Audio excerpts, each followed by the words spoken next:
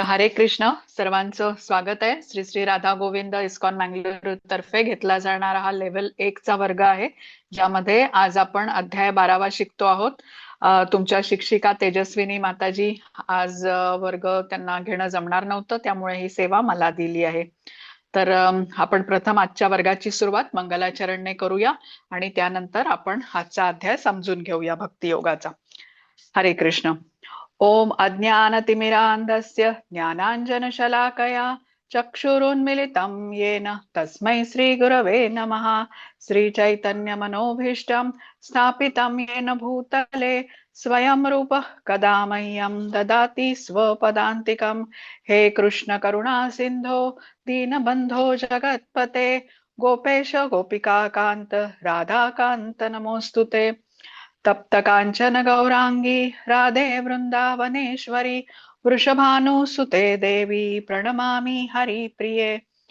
नमः ओम विष्णुपदाय कृष्णप्रेष्ठाय भूतले श्रीमते भक्तिवेदांत स्वामिन् इति नामिने।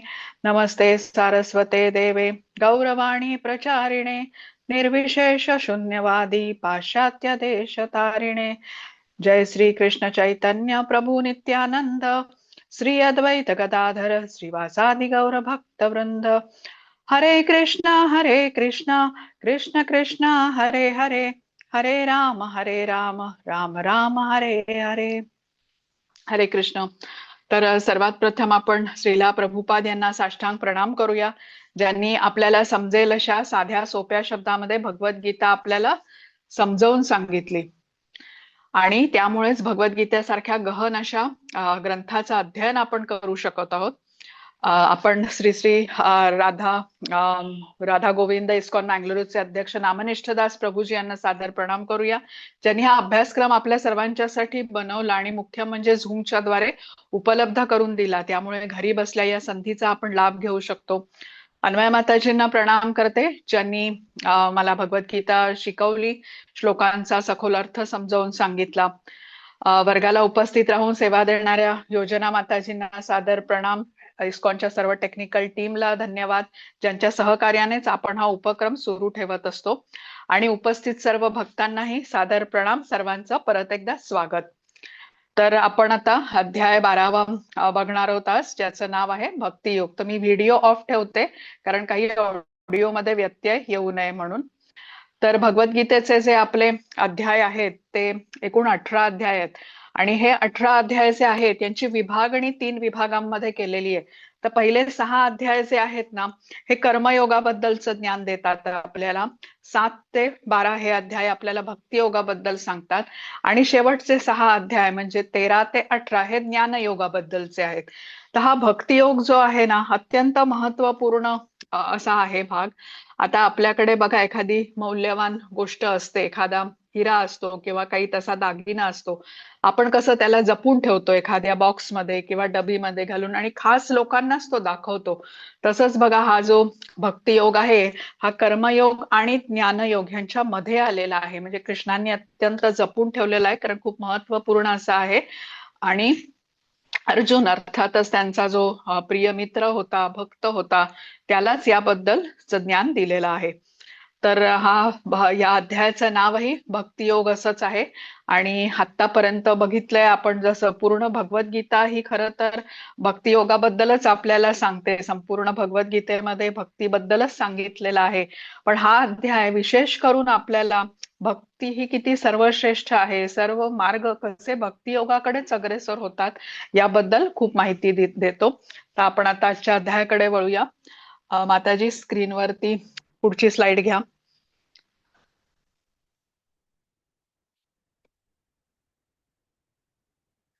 हा, हे आपले मंदिर इस्कॉन श्री श्री राधा गोविंद आहेत आणि त्यांना प्रणाम करू, त्यांचे आशीर्वाद घेऊ. आपण सर्वजण बघा हे अध्ययन करायला या म्हणजे कृष्णांच्या आनंदासाठी, श्री श्री राधा गोविंद यांच्या आनंदासाठी इथे जमतो. तर त्यांना प्रणाम करून त्यांचे आशीर्वाद घेऊन आता आपण पुढे जाऊया.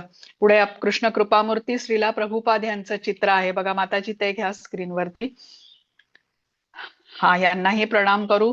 इस्कॉनचे संस्थापक आचार्य आहेत यांनी कसं, एखादी आई आपल्या बाळाला कसं म्हणजे ते बाळ ग्रहण करू शकेल अशा स्वरूपात जसं अन्न देते तयार करून, तसं श्रीला प्रभुपाद यांनी आपली बुद्धी ग्रहण करू शकेल एवढ्या साध्या सोप्या भाषेमध्ये भगवद्गीतेचं हे आपल्याला ज्ञान अत्यंत सुलभ अशा सोप्या शब्दामध्ये सांगितलेलं आहे. आता इथे ना 11व्या अध्यायाचा सारांश आहे. 11वा अध्याय आपल्याला विश्वरूप दर्शनाचा होता. विश्वरूप दर्शनामध्ये आपण बघितलं अर्जुनाला कृष्णांनी विश्वरूप दाखवलेलं होतं आणि त्याआधी अर्जुनाने विनम्रतेने कृष्णांना विनंती केली होती की तुम्हाला जर का योग्य वाटत असेल तर मला तुमचं विश्वरूप दाखवा. आता कृष्ण हे भक्तवत्सल आहेत, त्यांनी अर्जुनाला दिव्य दृष्टी प्रदान केली आणि आपलं विराट अतिविशाल असं विश्वरूप दाखवलं.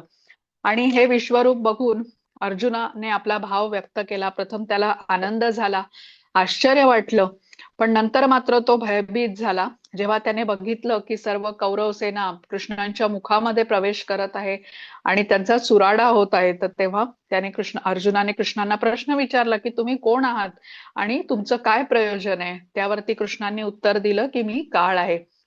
आणि इथे कृष्णांचं विराट रूप जेव्हा बघितलं त्याने, असं भयंकर असं क्षमायाचना केली की तुमची ऐश्वर्य न जाणताच मी तुम्हाला मित्रा, यादव अशी हाक मारलेली आहे, आपण एकत्र भोजन केलेलं आहे आणि असंच काही करत असताना माझ्या हातातून काही अपराध झाला असेल तर मला क्षमा करा म्हणून. अर्जुन कृष्णांना विनंती करतो की आता विश्वरूप बघून माझं मानसिक संतुलन मी राखू शकत नाही, तर कृपया तुमचं विश्वरूप आता समाप्त करा. आणि मग विश्वरूप समाप्त करून कृष्णांनी आपलं चतुर्भुज रूप प्रकट केलं आणि मग द्विभुज अशा श्यामसुंदर रूपामध्ये अर्जुनाच्या समोर ते आले. आणि मग कृष्ण अर्जुनाला सांगतात की माझं हे जे द्विभुज रूप आहे याचं दर्शन कसं आहे, अतिशय दुर्लभ आहे. सुदुदर्शनम असा शब्द होता बघा. अत्यंत अवघड असं या श्यामसुंदर रूपाचं दर्शन आहे आणि केवळ अनन्य भक्तालाच हे दर्शन होऊ शकतं. आणि मग अशा भक्ताचा भगवत धामामध्ये प्रवेश निश्चित असतो.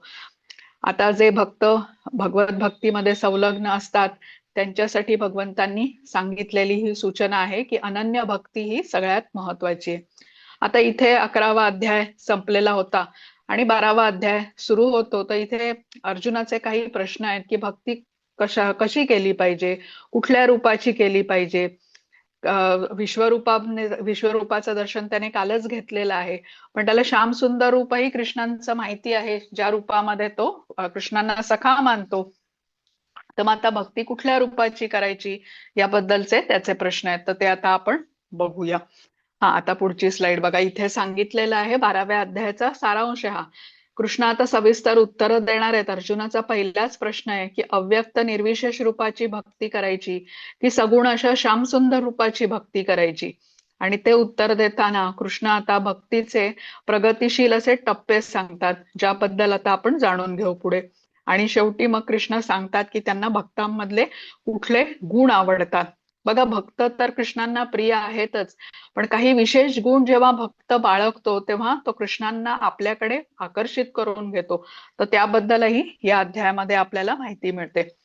आता आपण पहिल्या श्लोकाकडे जाऊ. हरे कृष्ण माताजी. हरे कृष्ण माताजी. अर्जुन उवाच एवं सततयुक्ता ये भक्तास्त्वां पर्युपासते ये चाप्यक्षरमव्यक्तं तेषां के योगवित्तमाः. अर्जुनाने पृच्छा केली, जे तुमची योग्य रीतीने भक्तिमय सेवा करण्यात सदैव संलग्न झालेले आहेत आणि जे अव्यक्त निर्विशेष ब्रह्माची उपासना करतात त्यापैकी कोणाला अधिक परिपूर्ण मानण्यात येते.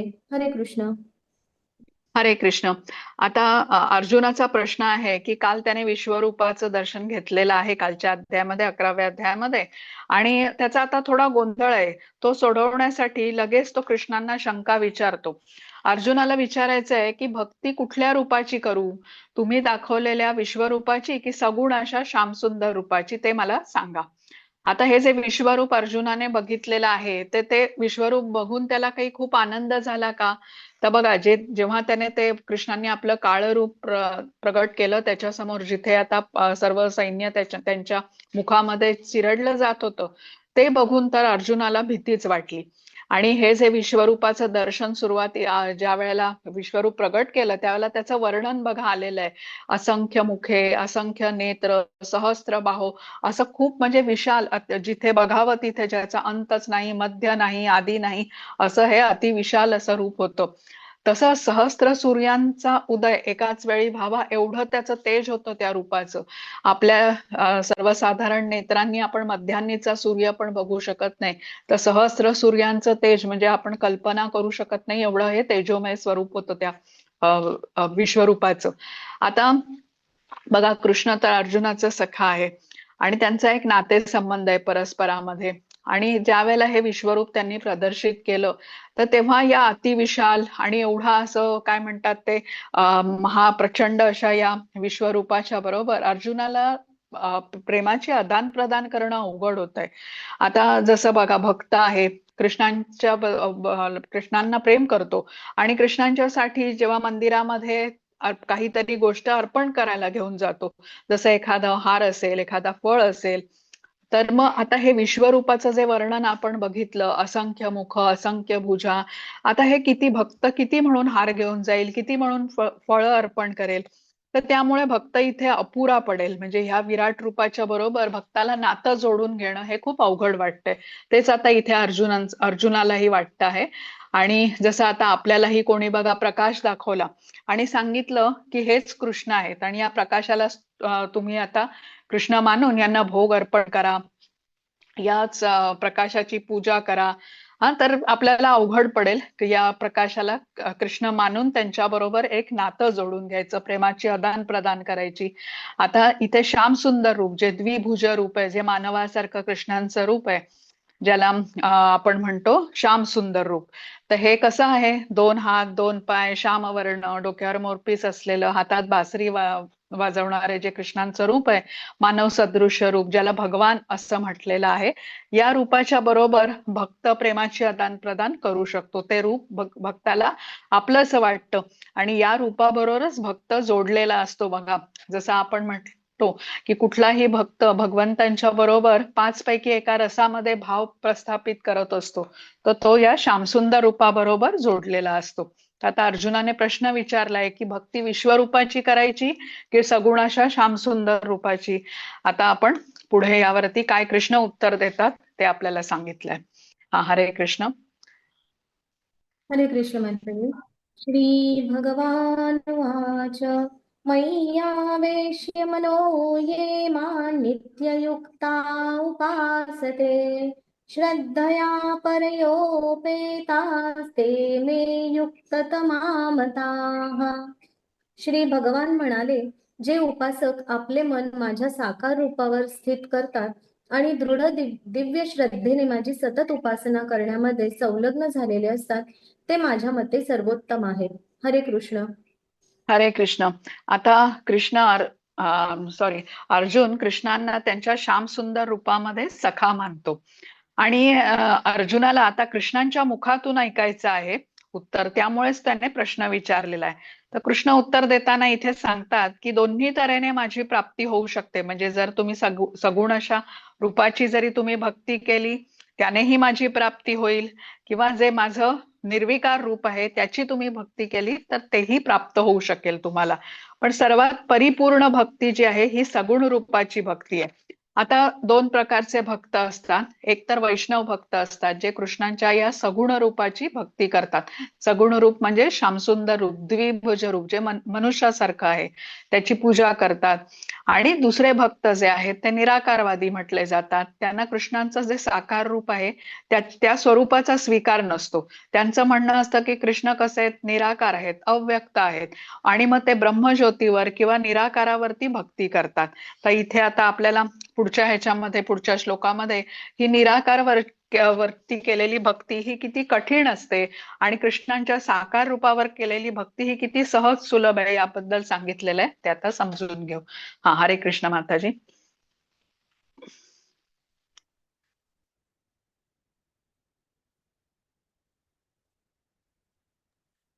हरे आवाज कृष्ण. येत हरे हा कृष्ण. नोट होते माताजी. हा. परंतु जे साधक सर्व इंद्रियांचे संयमन करून आणि सर्वांच्या ठायी समबुद्धी ठेवून अव्यक्त, इंद्रियातीत, सर्वव्यापी, अचिंत्य, अविकारी, स्थिर तथा अचल अशा परमसत्याच्या निर्विशेष रूपाची पूर्ण उपासना करतात, ते सर्वांच्या हितार्थ संलग्न होऊन शेवटी माझीच प्राप्ती करतात. हरे कृष्ण. हरे कृष्ण. तर या श्लोकामध्ये कृष्ण सांगतायत की निराकारवादी असतात ते ब्रह्मज्योतीवरती ध्यान केंद्रित करतात, त्यांनाही माझी प्राप्ती होऊ शकते. आता कोणी निराकारवादी असेल किंवा कोणी भगवंतांच्या सगुण रूपाची भक्ती करत असेल, कृष्णांची प्राप्ती, भगवंतांची प्राप्ती दोन्ही मार्गाने होऊ शकेल. पण निराकारवादी हा प्रत्यक्षपणे भगवंतांची उपासना न करता अप्रत्यक्षपणे पण त्याच उद्दिष्ट प्राप्तीसाठी प्रयत्न करत असतो. आता कृष्णांना प्राप्त करणे म्हणजे अनेक जन्मांची गोष्ट आहे ही. आणि अनेक जन्मानंतर मनुष्याला ज्ञान प्राप्त होते की कृष्ण हे भगवंत आहेत, तेव्हा मग तो त्यांना शरण जातो.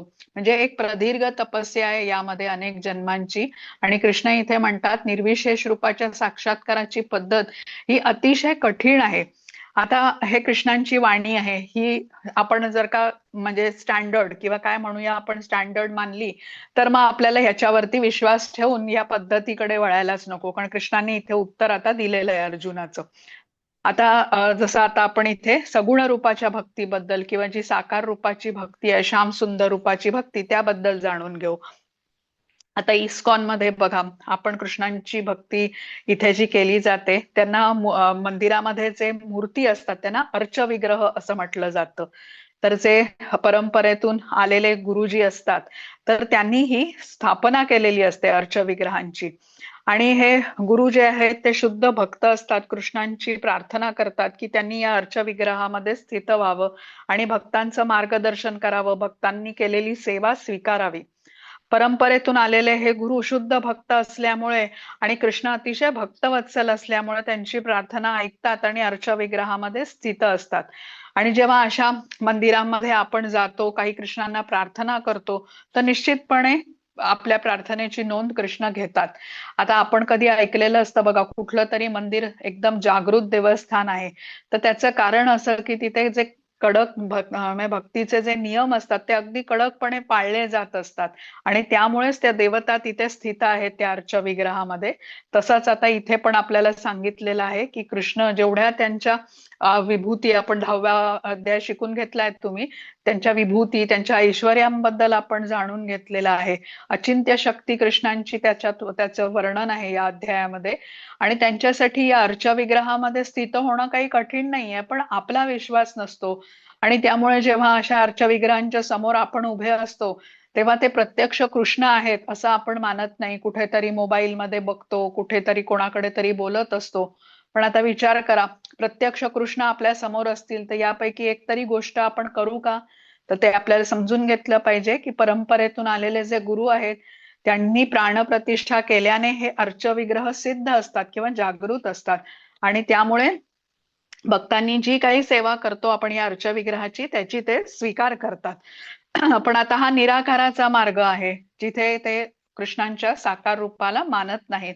मग आता ह्यांचा मार्ग मात्र फार कठीण असतो. आता इथे असं चित्रामध्ये दाखवलंय बघा, आणि तुम्ही 6वा अध्याय जो अष्टांग योगाचा शिकला आहे त्याच्यामध्ये यम, नियम, आसन, प्राणायाम या एकाहून एक कठीण पायऱ्या असतात. एकांत स्थानाची निवड करावी लागते, इंद्रियांचं संयमन करावं लागतं, मनावरती पूर्ण संयमन ठेवावं लागतं. म्हणजे हा अष्टांग योगाचं पालन करणं हे खूप अवघड आहे ही परिस्थिती. तर आपण हे जाणून घेतलंय, त्यामुळे कृष्णांच्या निराकार किंवा अव्यक्त रूपाची उपासना करणं हा अत्यंत क्लेशदायक मार्ग आहे. आता हा कोणी व्यक्ती जर का ह्या मार्गाचा त्याने अवलंब केला तर तोही कृष्णांची प्राप्ती करेल असं कृष्ण म्हणत आहेत. पण हा मार्ग सोपा नाहीये, अनेक जन्मही त्याला लागू शकतात. आता पुढचा बघू आपण श्लोक. हरे कृष्ण माताजी. हरे कृष्ण माताजी. क्लेशोऽधिकतरस्तेषामव्यक्तासक्तचेतसाम् अव्यक्ता हि गतिर्दुःखं देहवद्भिरवाप्यते. ज्यांचे मन परमसत्याच्या अव्यक्त निर्विशेष रूपामध्ये आसक्त झालेले आहे त्यांना प्रगती करणे अतिशय क्लेशदायक आहे. त्या मार्गात प्रगती करणे हे देहधारी जीवांसाठी नेहमीच अतिशय दुष्कर असते. हरे कृष्ण. हरे कृष्ण. बघा इथे काय वाक्य म्हटलेलं आहे, देहधारी जीवांसाठी या मार्गात प्रगती करणे नेहमीच अवघड असते. आणि तुमच्याकडे जर का पुस्तक असेल तर तुम्ही श्रीला प्रभुपाद यांनी लिहिलेलं अर्थात, तर त्याच्यामध्ये तात्पर्यामध्ये श्रीला प्रभुपादांनी खूप सविस्तरपणे समजावून सांगितलेलं आहे हे का म्हटलं गेलंय असं ते. आता बघा आपण भौतिक जगात आहोत त्यामुळे आपल्याला बद्ध आत्मा असं म्हटलं जातं. आणि आता असा विचार करा की मी शरीर नसून मी आत्मा आहे, ही जी भगवद्गीतेची पहिली शिकवण आहे, हे आपल्याला मान्य करणं खूप अवघड आहे. म्हणजे आपण त्या शुद्ध स्थितीपर्यंत अजून पोचलेलो नाहीये. आपण असंच मानतो आपल्याला की आपण शरीरच आहोत, आणि आपण बघितलं तर आपल्या प्रत्येकाची दिनचर्या अशाच प्रकारे आपण ठरवतो की जिथे आपल्या शरीराला आराम मिळेल, सर्व सुखसोयी आपण अशा प्रकारे करतो की जिथे आपल्या शरीराला आणि मनाला आनंद मिळेल. आता म्हणजे कृष्ण निराकार आहेत असं मानून या निराकारावरती ध्यान केंद्रित करणं त्यामुळे आपल्याला अवघड वाटतं. आणि श्रीला प्रभुपादांनी आपल्याला सांगितलंय की हा मार्ग सोपा नाहीये. इथे कृष्ण श्लोकामध्ये क्लेशोधिक तर क्लेशोधिक तरस तेषाम असं म्हटलेलं आहे. क्लेशदायक मार्ग आहे हा निर्विकाराची भक्ती करण्याचा. आता या मार्गावरती प्रगती करणं हे अत्यंत दुष्कर असं आहे, अवघड असं आहे. आता साकार रूपाची आपण म्हटलं सेवा सोप्या पद्धतीने करू शकतो. आपण समोर कृष्णांचा एखादा फोटो ठेवू शकतो, अर्चविग्रहांच्या समोर आपण जाऊन कृष्णांना नमस्कार करू शकतो, आपल्या मनातलं काहीतरी बोलू शकतो, आपण कृष्णांना भोग अर्पण करू शकतो, एखादं फूल फळ, म्हणजे वेगवेगळ्या पद्धतीने साकार रूपाची पूजा आपण करू शकतो. आपण ध्यान आपलं त्यांच्यावरती लावून मन एकाग्र करून आपण जपही करू शकतो. पण आता बघा, ज्यावेळी तुमच्यापैकी कोणी जर का नियमितपणे जप करत असेल, तर आपण अगदी एक माळ जप करायचा ठरवला तरी आपल्या मनामध्ये एक माळेचा जप करत असताना खूप वेगळे वेगळे विचार येतात. जरी आपण साकार रूपावरती आता लक्ष केंद्रित करण्याचा प्रयत्न करतोय, तर आता इथे निराकाराची किंवा कृष्णांच्या अशा साकार रूपाचा जे स्वीकार करत नाहीत, अशी निराकाराची भक्ती करत असताना तर मन किती भरकटेल, मना म्हणजे ते स्थिर होऊच शकणार नाही. तर साकार रूपाची भक्ती करण्याचा लाभ त्यासाठी म्हटलेला आहे. दुसरी गोष्ट म्हणजे ज्या वेळेला आपण कृष्णांच्या साकार रूपाची भक्ती करतो त्यावेळेला त्याचा लाभ इतरांना मिळू शकत असतो. जसं आपण जप करतो, आपण म्हणतो तोंडाने आपण जप करतो, तोच आपण कानाने ऐकतो, आणि त्यामुळे त्या खोलीमध्ये असलेले इतर कोणी जे लोक असतील त्यांच्याही कानावरती हा जप पडतो. आणि हरिनामाची महिमा आहे ही की जो कोणी ऐकेल, जो कोणी बोलेल, त्या सर्वांनाच तो त्याची शुद्धीकरण करत असतो. किंवा एखाद्या झाडाचं फळ आपण कृष्णांना अर्पण करतो तर त्या झाडालाही त्याचा लाभ मिळतो. पण निराकाराचं ध्यान करत असताना मात्र असा काही लाभ कोणाला प्राप्त होत नाही. साकार रूपाची भक्ती करताना आपण इतर जीवांना या प्रक्रियेमध्ये सहभागी करून घेऊ शकतो. आता एक श्रीला प्रभुपाद यांचे गुरु ते सिद्धांत सरस्वती ते एक गोष्ट सांगत असत. म्हणजे हा मार्ग किती क्लेशदायक आहे निराकाराची भक्ती करण्याचा किंवा उपासना करण्याचा, ते समजून घ्यावं यासाठी ही एक छोटीशी गोष्ट आहे. तर एक माणूस असतो आणि ज्याचं लग्न शेजारच्याच गावातल्या एका मुलीशी होतं.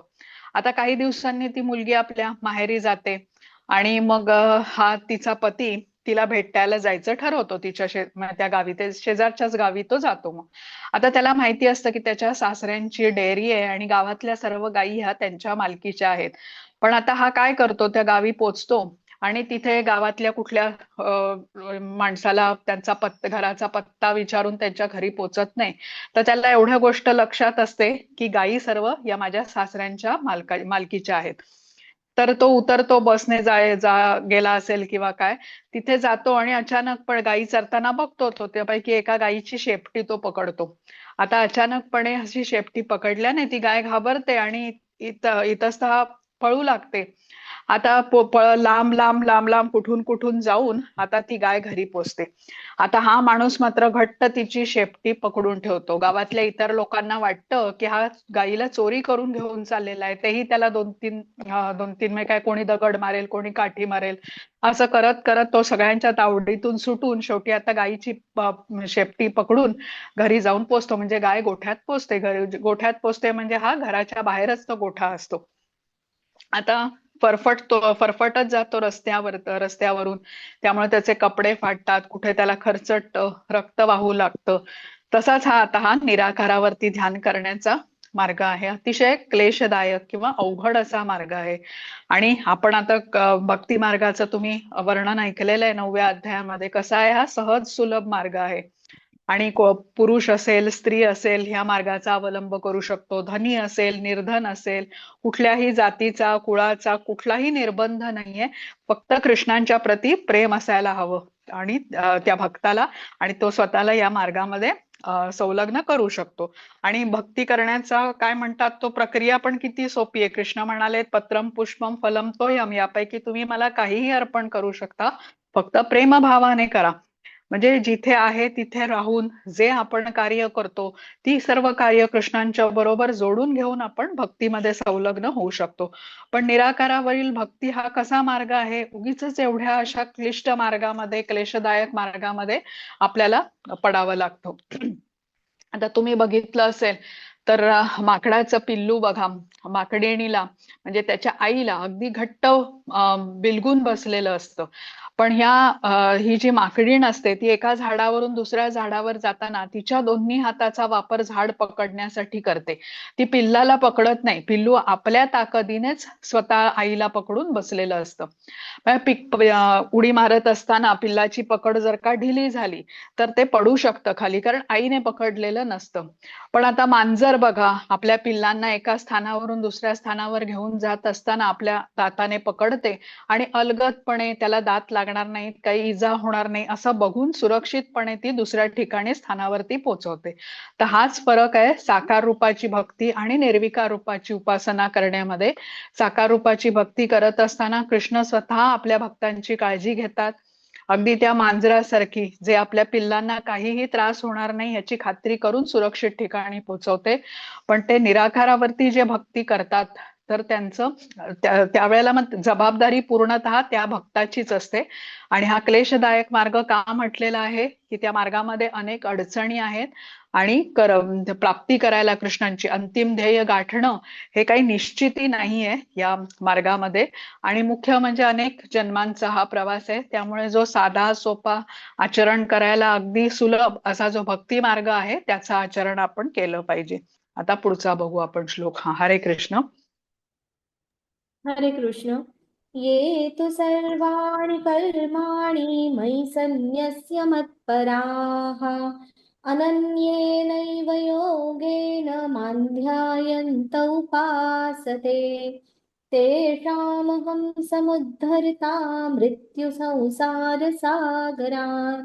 भवामि न चिरात् पार्थ मय्यावेशितचेतसाम्.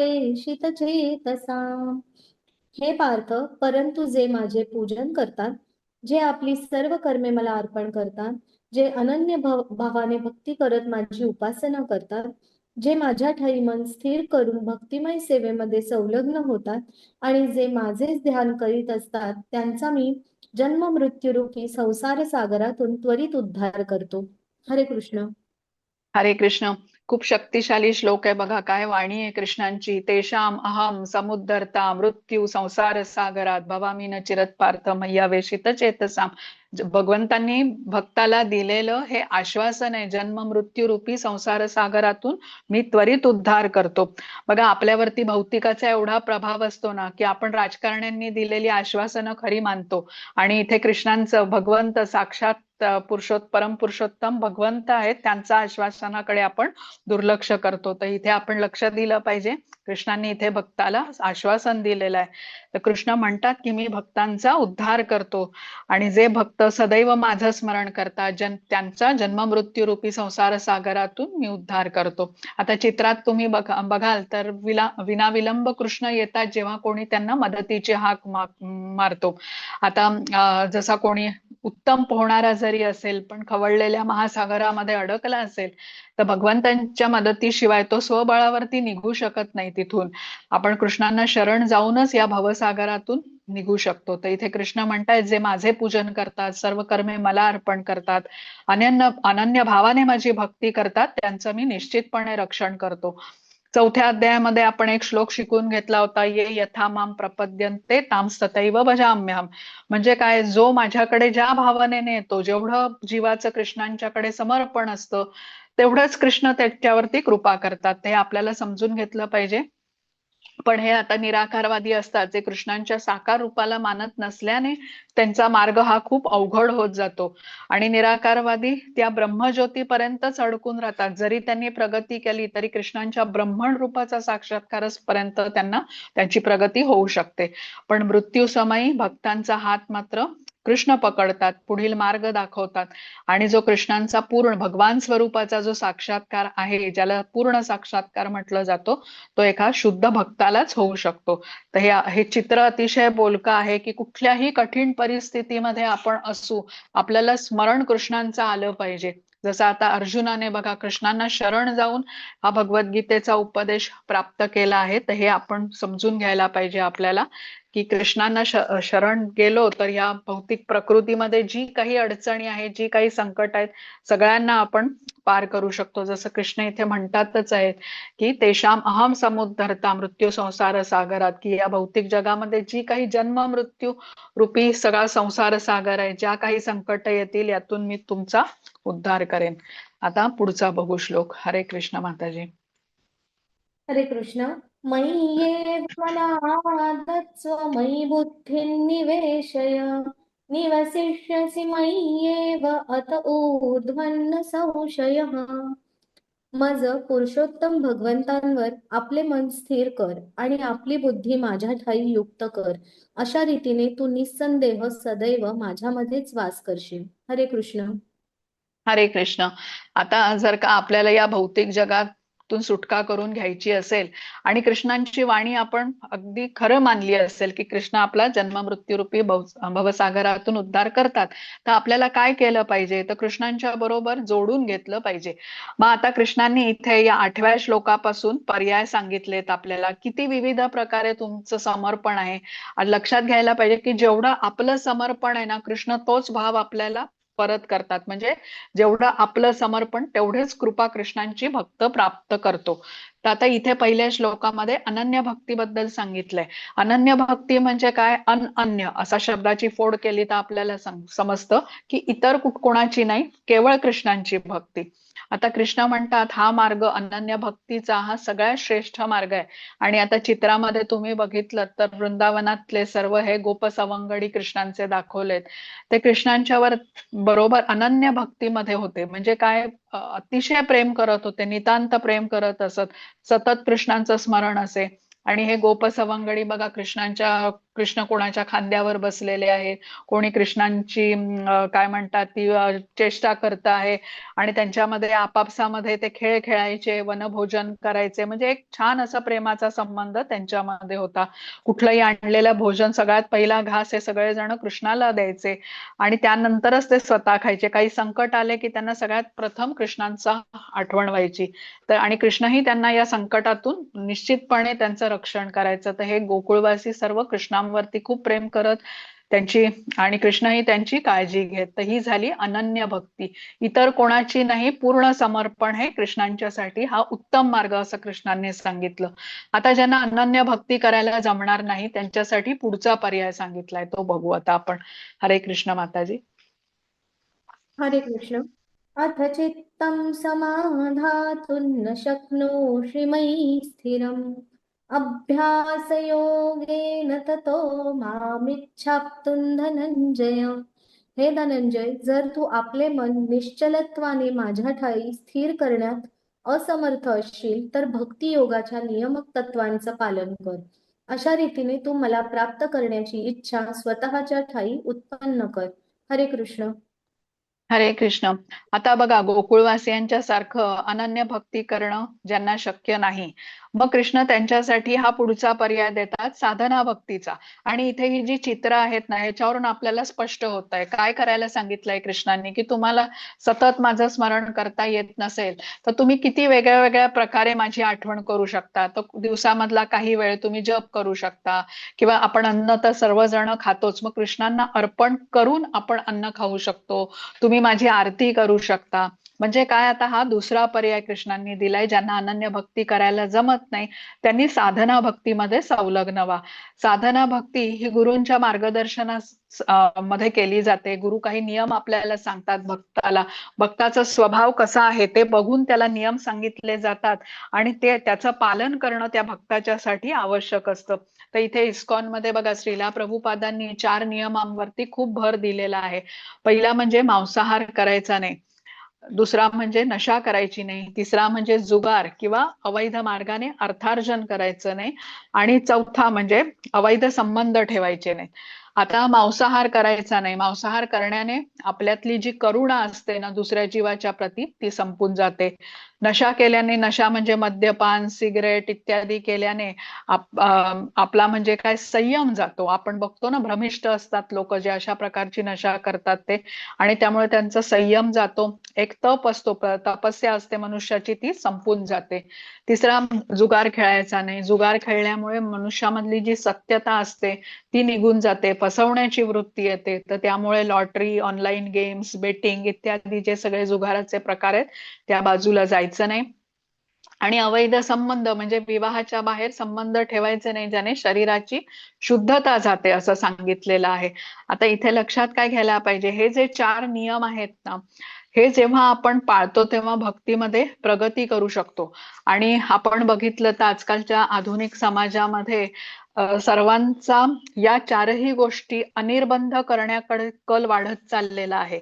आता हे जे भक्तीचे 4 नियम आहेत हे पालन केल्याने आपण शरीर नसून आपण आत्मा आहोत ही समज आता आपली दृढ होत जाते. पण जेव्हा मनुष्य या 4 गोष्टी अनिर्बंधपणे पाळत असतो त्यावेळेला आधीच आपल्याला कृष्णांचा आणि आपला जो काही संबंध आहे याचं विस्मरण झालेलं असतं, ते अजूनच दृढ होतं. म्हणजे आपण कृष्णांना पूर्ण विसरून केवळ इंद्रिय तृप्तीमध्ये संलग्न होतो आणि त्यामुळे परिणामी कृष्णांच्या पासून दूर जातो आणि खूप दुःख भोगतो आणि या भौतिक जगामध्ये गुरफटत जातो.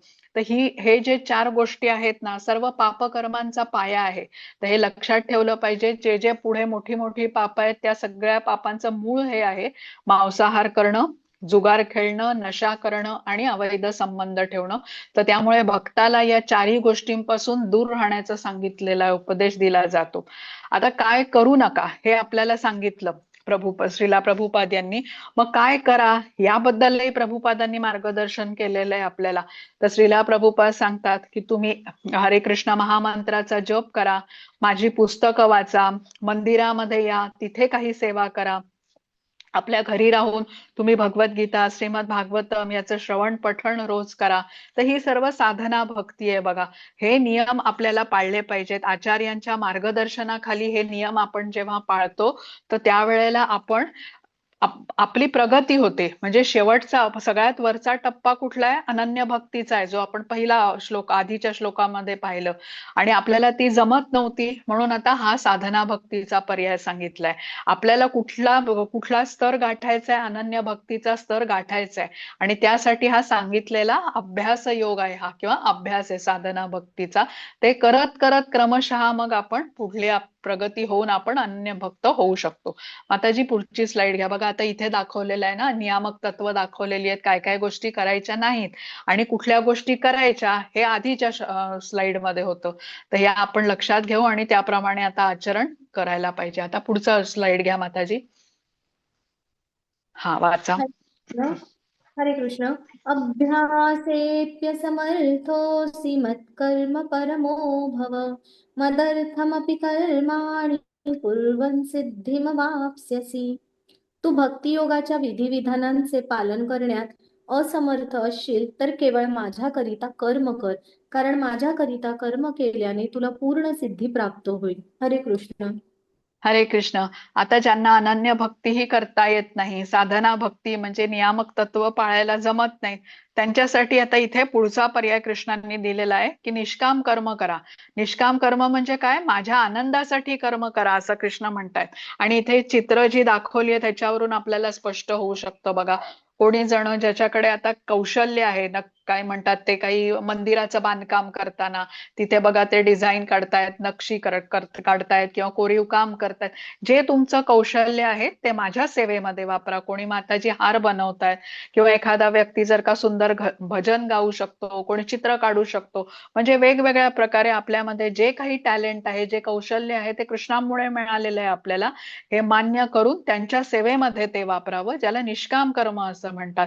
किंवा आता आपण काही अर्थार्जन करतो, नोकरी करतो, व्यवसाय करतो, त्याच्यातला काही भाग नियमित स्वरूपात आपण दानामध्ये मंदिराला देऊ शकतो, अन्नदान करू शकतो. जसं आता हे आपला उपक्रम आहे भगवद्गीता समजून घेण्याचा, तो आपला नातेवाईक, मित्र, परिवार यांना पण या कृष्ण भावनेमध्ये या अभ्यासक्रमामध्ये जोडून घेऊ शकतो. तर हे सर्व निष्काम कर्म आहे, कृष्णांच्या आनंदासाठी ही केली जातात. आणि हे करत करत मग आता आपण पुढच्या वरच्या पातळीला प्रगत होऊ शकतो.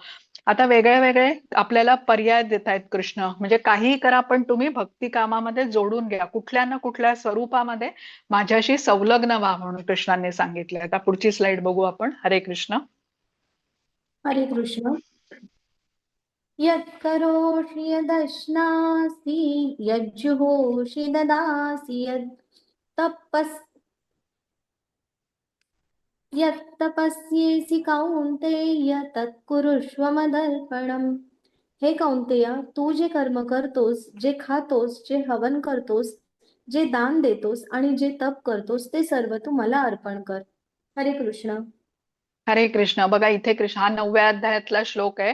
कृष्णाने इथे यासाठी याचा संदर्भ आपण घेतलेला आहे की ज्यांना आता निष्काम कर्मयोगही जमत नाही करायला, त्यांच्यासाठी हा पर्याय आहे की तुम्ही जे करता ते सर्व तुम्ही मला अर्पण, जी पण कर्म कराल. काय म्हटलेलं आहे बघा, की जे खातोस, जे हवन करतोस, जे दान देतोस, जे तप करतोस ते सर्व तू मला अर्पण कर. याच्या मागचा उद्देश काय, कृष्ण काय सांगतायत, तुम्ही जे कराल ते माझ्याशी जोडून घ्या. जेव्हा तुम्ही कृष्णांच्या बरोबर जोडले जाल, तिथूनच प्रगती सुरू होईल. जोपर्यंत व्यक्ती कृष्णांशी जोडलेला नाही तोपर्यंत तो भौतिकाचा भाग आहे हे समजायला पाहिजे, मायाशक्तीच्या प्रभावाखाली आहे आणि मग अर्थातच कृष्णांच्या पासून दूर आहे. तर कुठल्याही प्रकारे आपल्याला विविध अजूनही पुढे पर्याय आहेत. या पर्यायापैकी जो स्तर आपल्याला, ज्या प्रकारे भक्तीमध्ये आपण संलग्न होऊ शकतो, ज्या प्रकारे कृष्णांबरोबर जोडून घेऊ शकतो, तो आपल्याला निवडून तो करायला आपल्याला लागणं महत्वाचं आहे. आता पुढची स्लाइड घ्या माताजी. हा, आता इस्कॉनच्या बद्दल इथे दानाचं महत्व आपल्याला सांगितलेलं आहे, त्याबद्दल मी आता अध्यायाच्या शेवटी सांगेन सगळ्यांना. याच्या पुढचा घ्या श्लोक माताजी, 11वा. हरे कृष्ण. अथैतदप्यशक्तोऽसि कर्तुमद्योगमाश्रितः सर्वकर्मफलत्यागं ततः कुरु यतात्मवान्. तथापि तू जर माझ्या भावनेने युक्त होऊन कर्म करण्यात असमर्थ असशील तर सर्व कर्मफळांचा त्याग करून कर्म करण्याचा आणि आत्मस्थित होण्याचा प्रयत्न कर. हरे कृष्ण. हरे कृष्ण. बघा आता पुढचा पर्याय कृष्णांनी सांगितला की ज्यांना माझ्यासाठी कर्म करणं शक्य नसेल तर मग कर्मफळाचा त्याग कर. आता कर्मफळाचा त्याग म्हणजे काय सांगितलंय हे नीट आपण समजून घेऊया. बघा आपण प्रत्येक जण काही कर्म करतो, त्यामागे कर्मफळाकडे आपलं लक्ष असतं की मला ही गोष्ट केल्याने मला काय प्राप्त होणार, म्हणजे त्या कर्मफळाकडे मनुष्याची आसक्ती असते. आता ही आसक्ती दृढ होत असल्यानेच मग भौतिकामध्ये तो टिकून राहतो, वेगळी वेगळी शरीर घेतो.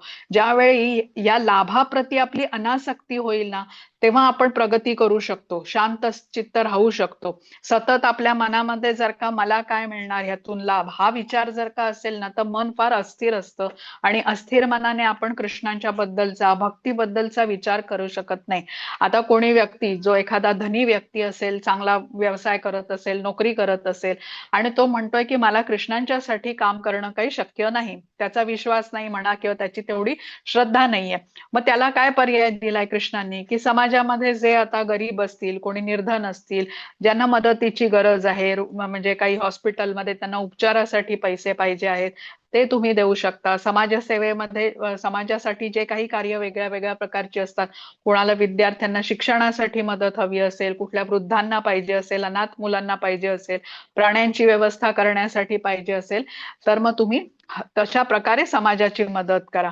तर इथे पहिल्या कृष्णांनी सांगितलं, माझ्यासाठी कर्म कर. ते शक्य नसेल तर कर्म कर, पण फळाचा त्याग कर. आणि कर्मफळाची आसक्ती जेव्हा व्यक्ती ठेवतो तेव्हा मात्र मग भौतिकामध्ये तो गुंततो. यश, कीर्ती, मान सन्मान, प्रतिष्ठा यामध्येच तो अडकतो. म्हणून ज्या वेळेला तो आता अशा प्रकारे सेवा करतो समाजाची, काहीतरी आपल्याला मिळालेली जी गोष्ट आहे ती वापरून समाजाची सेवा करतो, तेव्हा क्रमशः मग त्याची जी आसक्ती असते धनाच्या प्रती इत्यादी ही कमी होत जाते आणि मन स्थिर होऊन तो कृष्णांच्या बद्दलचा विचार करू शकतो. तर बघा, अनेक समाजामध्ये अशा संस्था असतात, काही लोकही असतात की समाजासाठी खूप काही कार्य ते करत असतात.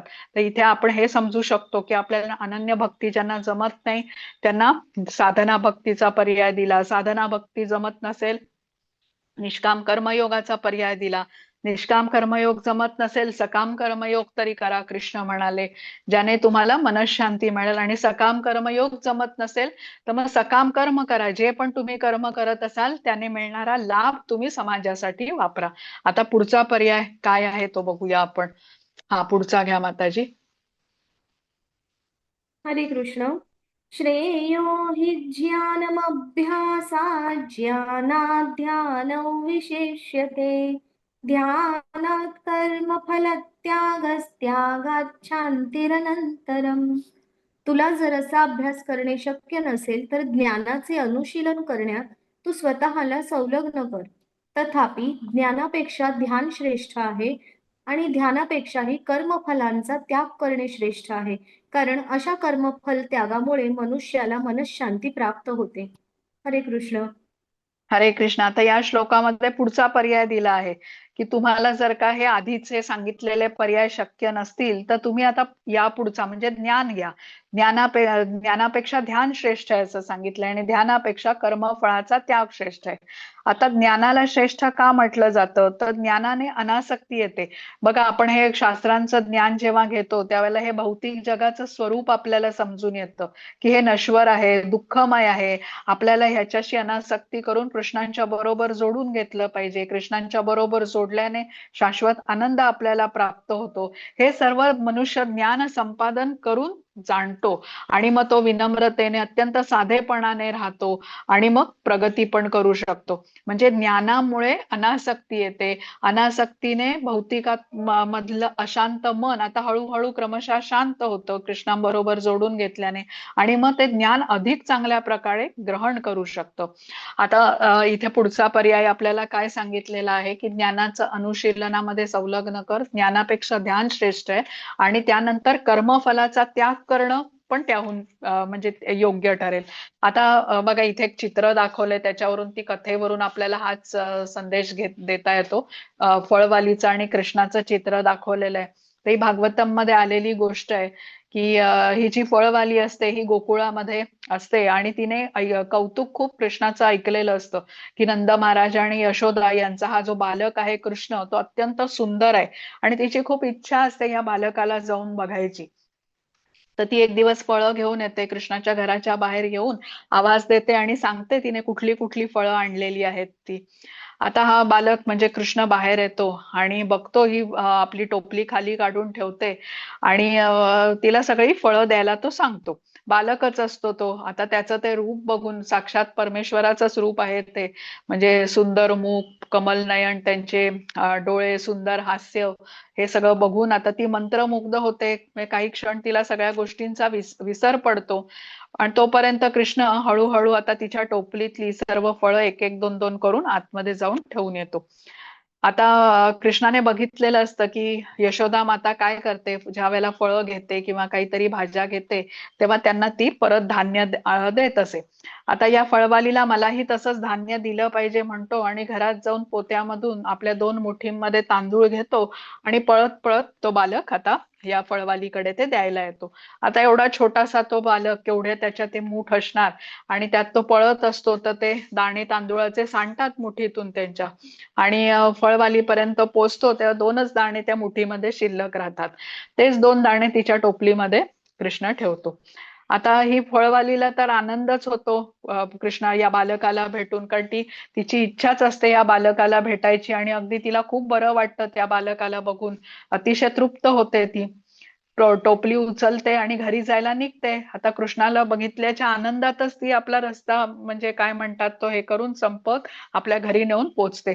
तिथे घरी जाऊन आपली टोपली खाली ठेवते आणि बघते तर काय अनमोल रत्नांनी ही टोपली भरलेली असते. आणि म्हणजे कसं आहे, आपण इथे समजून काय घ्यायचंय की एखादी छोटीशी गोष्ट पण आपण कृष्णांना अर्पण केली तर कृष्ण अनेक पटीने आपल्याला त्याचा लाभ देतात, हे आपल्याला जाणलं पाहिजे. बघा आपली संस्कृती कशी आहे भारतीयांची, की आपल्याला शेजाऱ्यांनी पण काहीतरी डब्यामध्ये घालून दिलं तर आपण कधीच परत रिकामा डबा देत नाही, काही ना काहीतरी आपण आपल्या ह्याने देतोच. तर आता ज्या वेळेला कृष्णांना आपण एखादी गोष्ट अर्पण करतो तर कृष्ण कसं आहेत, अनंत कोटी ब्रह्मांडाचे स्वामी आहेत. तर विचार करा किती पटीने ते आपल्याला परत करतील. आपण आपले यथाशक्ती दिलेलं असतं पण कृष्ण ते आपल्या छोट्या छोट्या सेवेची नोंद घेतात. त्यामुळे भविष्यामध्ये आपल्याला किती लाभ होणार आहे याची कल्पना आपण करू शकत नाही. जसं या फळवालीने फळं दिली केवळ आणि काय तिने प्राप्त केलं, सुदाम्याने बघा. तर ते पुढे पण आता गोष्ट येणार आहे ती, तर आपण हे लक्षात घ्यायला पाहिजे. ज्या प्रकारे आपण कृष्णांच्या बरोबर जोडून घेऊ शकतो ते आपल्याला जोडून घेतलं पाहिजे. हे विविध पर्याय आपल्याला यासाठीच दिले जात आहेत. आता पुढचा घ्या माताजी श्लोक. हरे कृष्ण. जो जीवांचा द्वेष करीत नाही आणि सर्व जीवांचा सुहृद मित्र आहे, जो मिथ्या अहंकारापासून मुक्त असून स्वतःला स्वामी समजत नाही, जो सुखदुःखामध्ये समभाव राखतो, जो क्षमाशील, सदैव तृप्त, आत्मसंयमी आहे आणि आपले मन तथा बुद्धी माझ्यावर स्थिर करून जो दृढनिश्चयाने भक्तिमय सेवेमध्ये संलग्न झालेला आहे, तो माझा भक्त मला अत्यंत प्रिय आहे. हरे कृष्ण. हरे कृष्ण. आता भक्त म्हटला की तो कृष्णांना प्रिय असतोच, मग तो कसाही भक्त असेल. पण भक्तामध्ये जेव्हा काही विशेष गुण असतात ना, तसे गुण आता कृष्णांना आकर्षित करतात त्या भक्ताकडे. तर त्याबद्दल आता या 13व्या-14व्या श्लोकापासून सांगायला कृष्णांनी सुरुवात केली आहे. जसं आपण बघितलं असेल बघा, जे लोखंड असतं ना, ते मॅग्नेटकडे आकर्षित होतं जर का ते शुद्ध स्वरूपात असेल तर. पण आता अशुद्ध असेल, गंजलेलं असेल तर ते आकर्षण कमी असतं. तसंच आपलं आहे बघा, आपण आता या भौतिक जगामध्ये आहोत. आपल्यामध्ये अनेक अशुद्धता आहेत, अनर्थ आहेत. त्यामुळे कृष्णांचं आणि आपलं जे नातं आहे ना त्याचा आपल्याला विसर पडलेला आहे.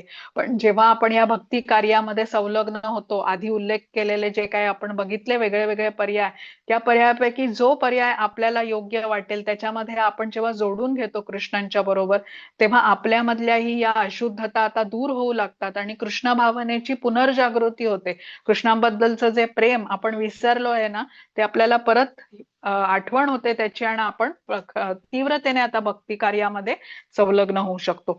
तर इथे 13व्या-14व्या श्लोकामध्ये सांगितलंय की जो हा जो भक्ती योगाचा मार्ग आहे हा सगळ्यात श्रेष्ठ असा मार्ग आहे. आणि जो कृष्णांचा भक्त असतो, जो कृष्णांना आवडतो, तो इतर जीवांचा द्वेष करत नाही, सर्व जीवांचा सुहृद मित्र असतो. म्हणजे काय, कुठल्याही इतर प्राणी मात्राला क्लेश देत नाही, मिथ्या अहंकारापासून दूर असतो. मिथ्या अहंकार म्हणजे काय, स्वतःला कर्तेपणाची भावना असणं, स्वतःला स्वामी समजत नाही म्हटलेलं आहे. कृष्ण स्वामी आहेत, मी त्यांचा सेवक आहे, अशी ज्याची भावना असते तो कृष्णांना प्रिय असतो. सुखदुःखामध्ये समभाव राखतो, क्षमाशील असतो, सदैव तृप्त असतो म्हटलेलं आहे, आत्मसंयमी असतो आणि आपले मन तथा बुद्धी माझ्यावरती स्थिर करतो. आणि असा व्यक्ती बघा ज्याला कृष्णांच्या बद्दल इतकं प्रेम आहे आणि जो भौतिकामध्येही अनासक्त होऊन राहतो आहे, तो अर्थातच कृष्णांना प्रिय आहे. सुदामाचं चित्र दाखवलेलं आहे. सुदामा कृष्णाचा बालमित्र होते आणि साक्षात द्वारकाधीश माझा बालमित्र आहे याचा जराही त्यांना अहंकार नव्हता. भेटायला जेव्हा गेला सुदामा तिथे, तो आला आहे हे कळताच कृष्ण धावत सुटले त्याला भेटायला आणि काहीही विचार न करता सगळ्यात प्रथम सुदाम्याला मिठी मारली होती. अतिशय आनंद झाला कृष्णांना की सुदामा आलेला आहे. सुदाम्याचं स्वागत करताना त्याचे चरण धुतले त्यांनी, त्यांनी आणलेले पोहे मिटक्या मारत त्यांनी खाल्ले होते आणि सुदाम्याने काहीही न मागता त्याला खूप काही दिलं, त्याच्या नगरीचं स्वरूप पलटून टाकलं. तर सुदामा कसा भक्त असला तरी साधा सरळ जीवन त्याने जगलं. म्हणजे कृष्णांकडून एवढं जरी प्राप्त केलं तर या सगळ्या गोष्टीने त्यांच्यामध्ये अहंकार आला नाही. जसं आपण म्हटलं ना, कुठल्याही जीवाचा द्वेष करत नाही, मिथ्या अहंकारापासून तो मुक्त असतो, स्वतःला स्वामी मानतो. तर हे सर्व गुण जे आहेत ना भक्तामध्ये असतात. सुदामाकडे बघितल्यावर आपल्याला समजतो तृप्त, आत्मसंयमी, सुखदुःखात सम आणि अहंकाराने अहंकारापासून वेगळा. कृष्ण स्वामी आहेत, हे कृपा कृष्णाने माझ्यावरती केलेली आहे, सगळं सामर्थ्य कृष्णाने मला दिलेलं आहे. ह्या भावाने जो भक्त जगतो तो अर्थातच कृष्णांना खूप प्रिय असतो. आता 15वा बघू. हरे कृष्ण माताजी. हरे कृष्ण. ज्याच्यामुळे कोणीही उद्विग्न होत नाही आणि जो इतर कोणामुळे उद्विग्न होत नाही, जो हर्ष आणि दुःख, भय आणि चिंता यामध्ये समभाव राखतो, तो मला अत्यंत प्रिय आहे. हरे कृष्ण. हरे कृष्ण. आता इथे म्हटलेलं आहे हर्ष, दुःख, भय आणि चिंता यामध्ये समभाव राखतो. आता भौतिक जग म्हटल्यावरती या सगळ्या गोष्टी आल्याच इथे. इथे कधी मान आहे, कधी अपमान आहे, कधी जय आहे, कधी पराजय आहे, कधी हानी आहे, कधी लाभ आहे. या सगळ्यामध्ये जो स्थिर राहतो आणि कृष्ण भावनेशी संलग्न राहतो तो भक्त कृष्णांना प्रिय आहे. राजा चित्रकेतूची गोष्ट आहे इथे, चित्र जे दाखवलेलं आहे त्याच्यामध्ये. तर एकदा शंकर आणि पार्वती बसून भगवंतांची कथा करत असतात आणि तुम्ही बघितलं तर या कथेला सर्व ऋषी इत्यादी उपस्थित आहेत. नारद मुनी आहेत, व्यासदेव आहेत, सर्व एकाहून एक श्रेष्ठ असे भक्त आलेले आहेत. आणि इथे भगवंतांची कथा होत असताना आकाशातून चित्रकेतू नावाचा एक गंधर्व जातो आहे आणि विमानातून जात असताना तो थट्टेने म्हणतो की कसली चर्चा होते आहे इथे सर्व विरक्तांची, माता पार्वती पण एवढ्या जवळ बसलेल्या आहेत. आता सर्व आता हे कसे एकाहून एक श्रेष्ठ भक्त आहेत उपस्थित असलेले, ते काही शारीरिक स्तरावरती नाहीच आहेत आणि सगळेजण कुठे भगवंतांच्या चर्चेमध्येच मग्न आहेत. आता या चित्रकेतू काय म्हणतो ह्याच्याकडे कोणाचं लक्ष जात नाही, पण माता पार्वतीला थोडासा क्रोध येतो. आता खरं तर माता पार्वती ही अत्यंत श्रेष्ठ अशी वैष्णवी आहे, पण आता या सगळ्यांना भगवंतांच्या लीला आहेत. काय कशा हे का घडतं, कशामुळे घडतं हे आपल्याला कळत नाही, पण माता पार्वतीला क्रोध येतो आणि ती चित्रकेतूला शाप देते की पुढील जन्म त्याला आसुरी प्रवृत्ती त्याच्यामध्ये वाढेल आणि तो राक्षस होईल. आता हा शाप मिळाल्यानंतर इथे म्हटलेलं ना, तो उद्विग्न होत नाही, जो हर्ष, भय, शोक यामध्ये सम राहतो. तसाच हा चित्रकेतू जो असतो तो हा शाप स्वीकारतो.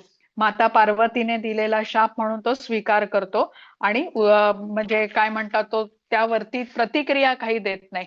हर्ष असेल, दुःख असेल, चिंता असेल यामध्ये समभाव राखणारे भक्त मला अत्यंत प्रिय आहेत. आता हा जो चित्रकेतू असतो त्याच्यानंतर पुढे त्याचा जन्म एका राक्षसामध्ये होतो आणि इंद्राच्या द्वारे त्याची हत्या होते. भागवतम मध्ये आलेली कथा आहे ती, वृत्रासुरचा जन्म त्याला मिळतो. पण तिथेही त्याचं ज्ञान हे अत्यंत म्हणजे प्रगत असा भक्त असल्यामुळे खूप ज्ञानी असतो तो भक्त. त्या सगळ्या भगवंतांच्या लीला आहेत. आता आपण पुढचा बघू. हा 16वा श्लोक माताजी. हरे कृष्ण. हरे कृष्ण. जो माझा भक्त साधारण दैनंदिन क्रियांवर अवलंबून नसतो, जो शुद्ध, कुशल, चिंतारहित, दुःखमुक्त आणि कोणतेही फल प्राप्त करण्यासाठी महत् प्रयास करीत नाही, तो मला अत्यंत प्रिय आहे. हरे कृष्ण. हरे कृष्ण. आता बघा कसं असतं, जे भौतिकावरती आसक्त असतात लोक, तर त्या भौतिकातल्या गोष्टींनी त्यांच्यावरती खूप परिणाम होत असतो. जसं की आता काय आज थंडी आहे म्हणतात, तर मग आता आम्ही कृष्ण भावनेमधलं कार्य करणार नाही, जप करू शकत नाही. आज म्हणतात आज उन्हाळा आहे, आज काय आम्हाला जप करायला जमणार नाही, मंदिरात जायला जमत नाही. तर हे असं नाहीये. कुठल्याही परिस्थितीमध्ये कृष्ण भावनेचा त्याग आपल्याला करून उपयोग नाही. दृढ निश्चयी असायला पाहिजे भक्तीमध्ये. भक्तीमध्ये बाधा आणणाऱ्या सर्व गोष्टींना जो भक्त दूर सारू शकतो आणि कृष्णाच्या आनंदासाठी नियमितपणे सातत्य पाहिजे, चिकाटी पाहिजे कृष्ण भावनेमध्ये, तेव्हा हा भक्त मग प्रगती करू शकतो. पण भौतिकामध्ये आसक्ती जेव्हा दृढ असते तेव्हा व्यक्तीला हे सगळ्या गोष्टी म्हणजे कृष्ण भावनेमध्ये स्थैर्य येत नाही. भौतिकाकडे आसक्ती आहे त्यामुळे पटकन कोणी दुसऱ्या कार्यक्रमाला बोलवलं तर जप सोडून तो व्यक्ती मग त्या कार्यक्रमाला जातो. तर त्यासाठी आपल्याला सांगितलं जातं की ज्यांना भगवत भक्तीमध्ये गंभीरतेने प्रगती करायची आहे त्यांच्यासाठी ही जी कृष्ण भावना आहे, जे 5-6 पर्याय आपण आधी समजून घेतले, जो पर्याय आपल्याला योग्य वाटतो तो आपल्याला नियमितपणे करत राहायला पाहिजे, त्याच्यामध्ये सातत्य पाहिजे. एक भक्त होते कृष्णाचे, नामाचार्य हरिदास ठाकूर म्हणून ते प्रसिद्ध होते. 192 माळांचा जप ते रोज करत असत. विचार करा. मग आपल्याला कमीत कमी आता जर का आपण कृष्णांवर प्रेम करतो, आपण आता बघा 12वा अध्यायापर्यंत तुम्ही सर्व शिकत आहात, भगवद्गीता ही भगवंतांची वाणी म्हटलेली आणि कृष्णांची कृपा असते म्हणूनच आपण या वर्गाला येतो. म्हणजे सगळ्या भौतिक गोष्टीचा त्याग करून तुम्ही तास सव्वा तास येऊन या वर्गाला बसता. निश्चितपणे सर्वांवरती कृष्णांची कृपा आहे. मग जेव्हा हरिदास ठाकूरांसारखा भक्त आता 192 माळा करत असे तर आपल्याला ते काही जमणं शक्य नाही, पण एक माळ तर कृष्णांच्या प्रती आपण हरे कृष्ण महामंत्राची रोज जप करू शकतो. तर हे आपल्याला प्रत्येकाने विचार केला पाहिजे या गोष्टीचा, की आचरणात भगवद्गीता कशी आणायची. तर त्याची सुरुवात आपण काय समजून घेतलं, हे पर्याय आपल्याला विविध का दिले जातात, की जो तुम्हाला पर्याय आवडतो तो समजून घेऊन ते जोडून घ्या स्वतःला कृष्णांच्या सेवेमध्ये. मग जप करण्याचा तर पर्याय हा आपल्याला सगळ्यांना जमू शकतो असा आहे, आणि हे करता करता मग आपण पुढची एक एक पायरी चढून जाऊ शकतो. भक्तीमध्ये स्थिरता प्राप्त करून सगळ्यात वरची पायरी जी आहे अनन्य भक्तीची ती गाठू शकतो क्रमशः. आता 17वा. हरे कृष्ण माताजी. हरे कृष्ण. जो हर्षितही होत नाही किंवा दुःखही करीत नाही, शोकही करीत नाही किंवा आकांक्षाही करीत नाही, आणि ज्याने शुभाशुभ गोष्टींचा त्याग केला आहे, असा भक्त मला अत्यंत प्रिय आहे. हरे कृष्ण. हरे कृष्ण. बघा इथे कृष्ण सांगतात की जो सुखात दुःखात माझं स्मरण करतो तो भक्त मला अत्यंत प्रिय आहे. नॉर्मली कसं होतं, दुःखामध्ये भगवंतांची आठवण अगदी प्रकर्षाने केली जाते. काय भगवंत, केवढं संकट आलंय, तूच दूर कर आता हे संकट. पण आनंदाच्या क्षणामध्ये कृष्णांचा विसर पडलेला असतो. असं नाही, भक्त आहे ना, मग सुख दुःखामध्ये त्याने सम असलं पाहिजे. कृष्णांची आठवण सतत राहिली पाहिजे. एक ही कृष्णांची योजना आहे हे त्याला मान्य असतं. बघा जो प्रगत भक्त असतो ना, तो हे जाणतो की भगवंतांच्या अनुमतीशिवाय कुठलीच गोष्ट माझ्या आयुष्यामध्ये येणार नाही. दृढ विश्वास असतो. आता संकटांना तो सामोरी जातो, तर त्यावेळेला ही परिस्थिती भगवंतांनीच माझ्यावरती दिलेली आहे आणि भगवंतांच्या संतुष्टीसाठी तो सर्व काही सहन करतो. त्याला या गोष्टीची खात्री असते की खूप मोठं संकट येणार होतं, पण ते एवढ्यावरच निभावलं, ही भगवंतांची कृपा आहे. किंवा सुखाचे क्षण, ही पण भगवंतांची कृपा आहे, त्यामुळेच मला प्राप्त झालेत असा विचार तो करतो. नाही तर माझी पात्रता नाहीच आहे हे प्राप्त करण्याचं, केवळ भगवंतांची कृपा आहे माझ्यावरती म्हणून हे सुख मला मिळत आहे. अशा प्रकारे सदैव तो कृष्णांच्या बरोबर जोडलेला असतो. जीवनामध्ये जी परिस्थिती असेल ती कृष्णांनीच मला दिली. कृष्णांच्या अनुमतीशिवाय हे संकट असेल किंवा हे सुख असेल माझ्यापर्यंत पोचू शकणार नाही. आणि कृष्ण भावनेमध्ये तो स्थिर राहतो. दुःखाने किंवा सुखाने तो काय म्हणतात, तो प्रभावित होत नाही. जसं आता भक्त प्रल्हाद, हिरण्यकश्यपूने त्या छोट्या बालकावरती किती अत्याचार केले, पण सगळ्यांना तो सामोरा गेला. कारण काय, नारायणाची भक्ती त्याच्यावरती, त्याची प्रचंड श्रद्धा होती नारायणावरती, ती मात्र जराही कुठे कमी झाली नाही. आणि त्याने विचारलं होतं ना हिरण्यकश्यपूने प्रल्हादला, की तुला एवढी सहनशक्ती कोण देतो?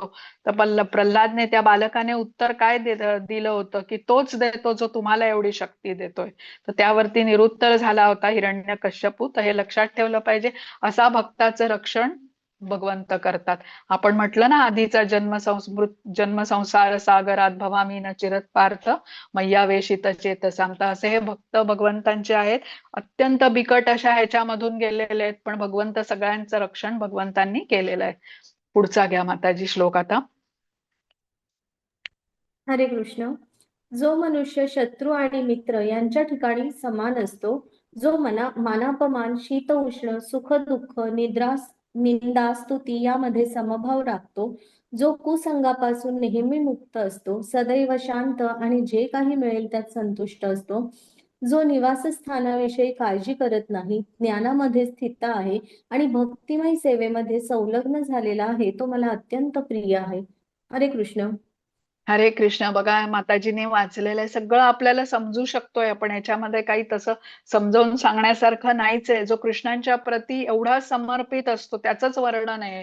आणि जसा भक्त प्रगत होत जातो ना, हे एक एक श्रेष्ठ गुण त्याच्यामध्ये येतात. बघा जेवढा भक्त कृष्णांच्या जवळ असतो ना, तेव्हा तो अत्यंत निर्मळ अशा याचा असतो. आणि जेवढा व्यक्ती भौतिकामध्ये आसक्त असेल, तेवढा तो कृष्णांपासून दूर असल्याने त्याच्यामध्ये सगळ्या अशुद्धता दिसून येतात. तर हे जो भक्तिमय सेवे सेवेमध्ये संलग्न झालेल्या व्यक्तीचं प्रगत अशा भक्ताची लक्षणं या 18व्या आणि 19व्या श्लोकामध्ये सांगितलेली आहेत. चित्रामध्ये अमरीश महाराज आणि दुर्वासा ऋषींची कथा आहे. अमरीश महाराज हे अत्यंत श्रेष्ठ असे राजा होते आणि ही जी सर्व लक्षणं सांगितलेली आहेत ना, शीत उष्ण, सुख दुःख, निंदा स्तुती यामध्ये समभाव राखतात, कुसंगापासून मुक्त असतात, सदैव शांत असतात, तसे सर्व गुण अशा भक्तांमध्ये असतात आणि भगवंत अशा भक्ताकडे अत्यंत आकर्षित होतात, हे आपल्याला समजून घेतलं पाहिजे. आता 20वा श्लोक. हरे कृष्ण माताजी. हरे कृष्ण.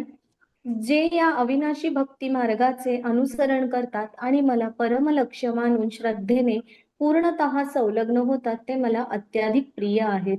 हरे कृष्ण. हरे कृष्ण. बघा, कृष्णांनी ते अत्याधिक प्रिय आहेत जे या अविनाशी भक्ती मार्गाचं अनुसरण करतात, कृष्णांना लक्ष मानून पूर्ण श्रद्धेने त्यांच्या भक्तीमध्ये संलग्न होतात.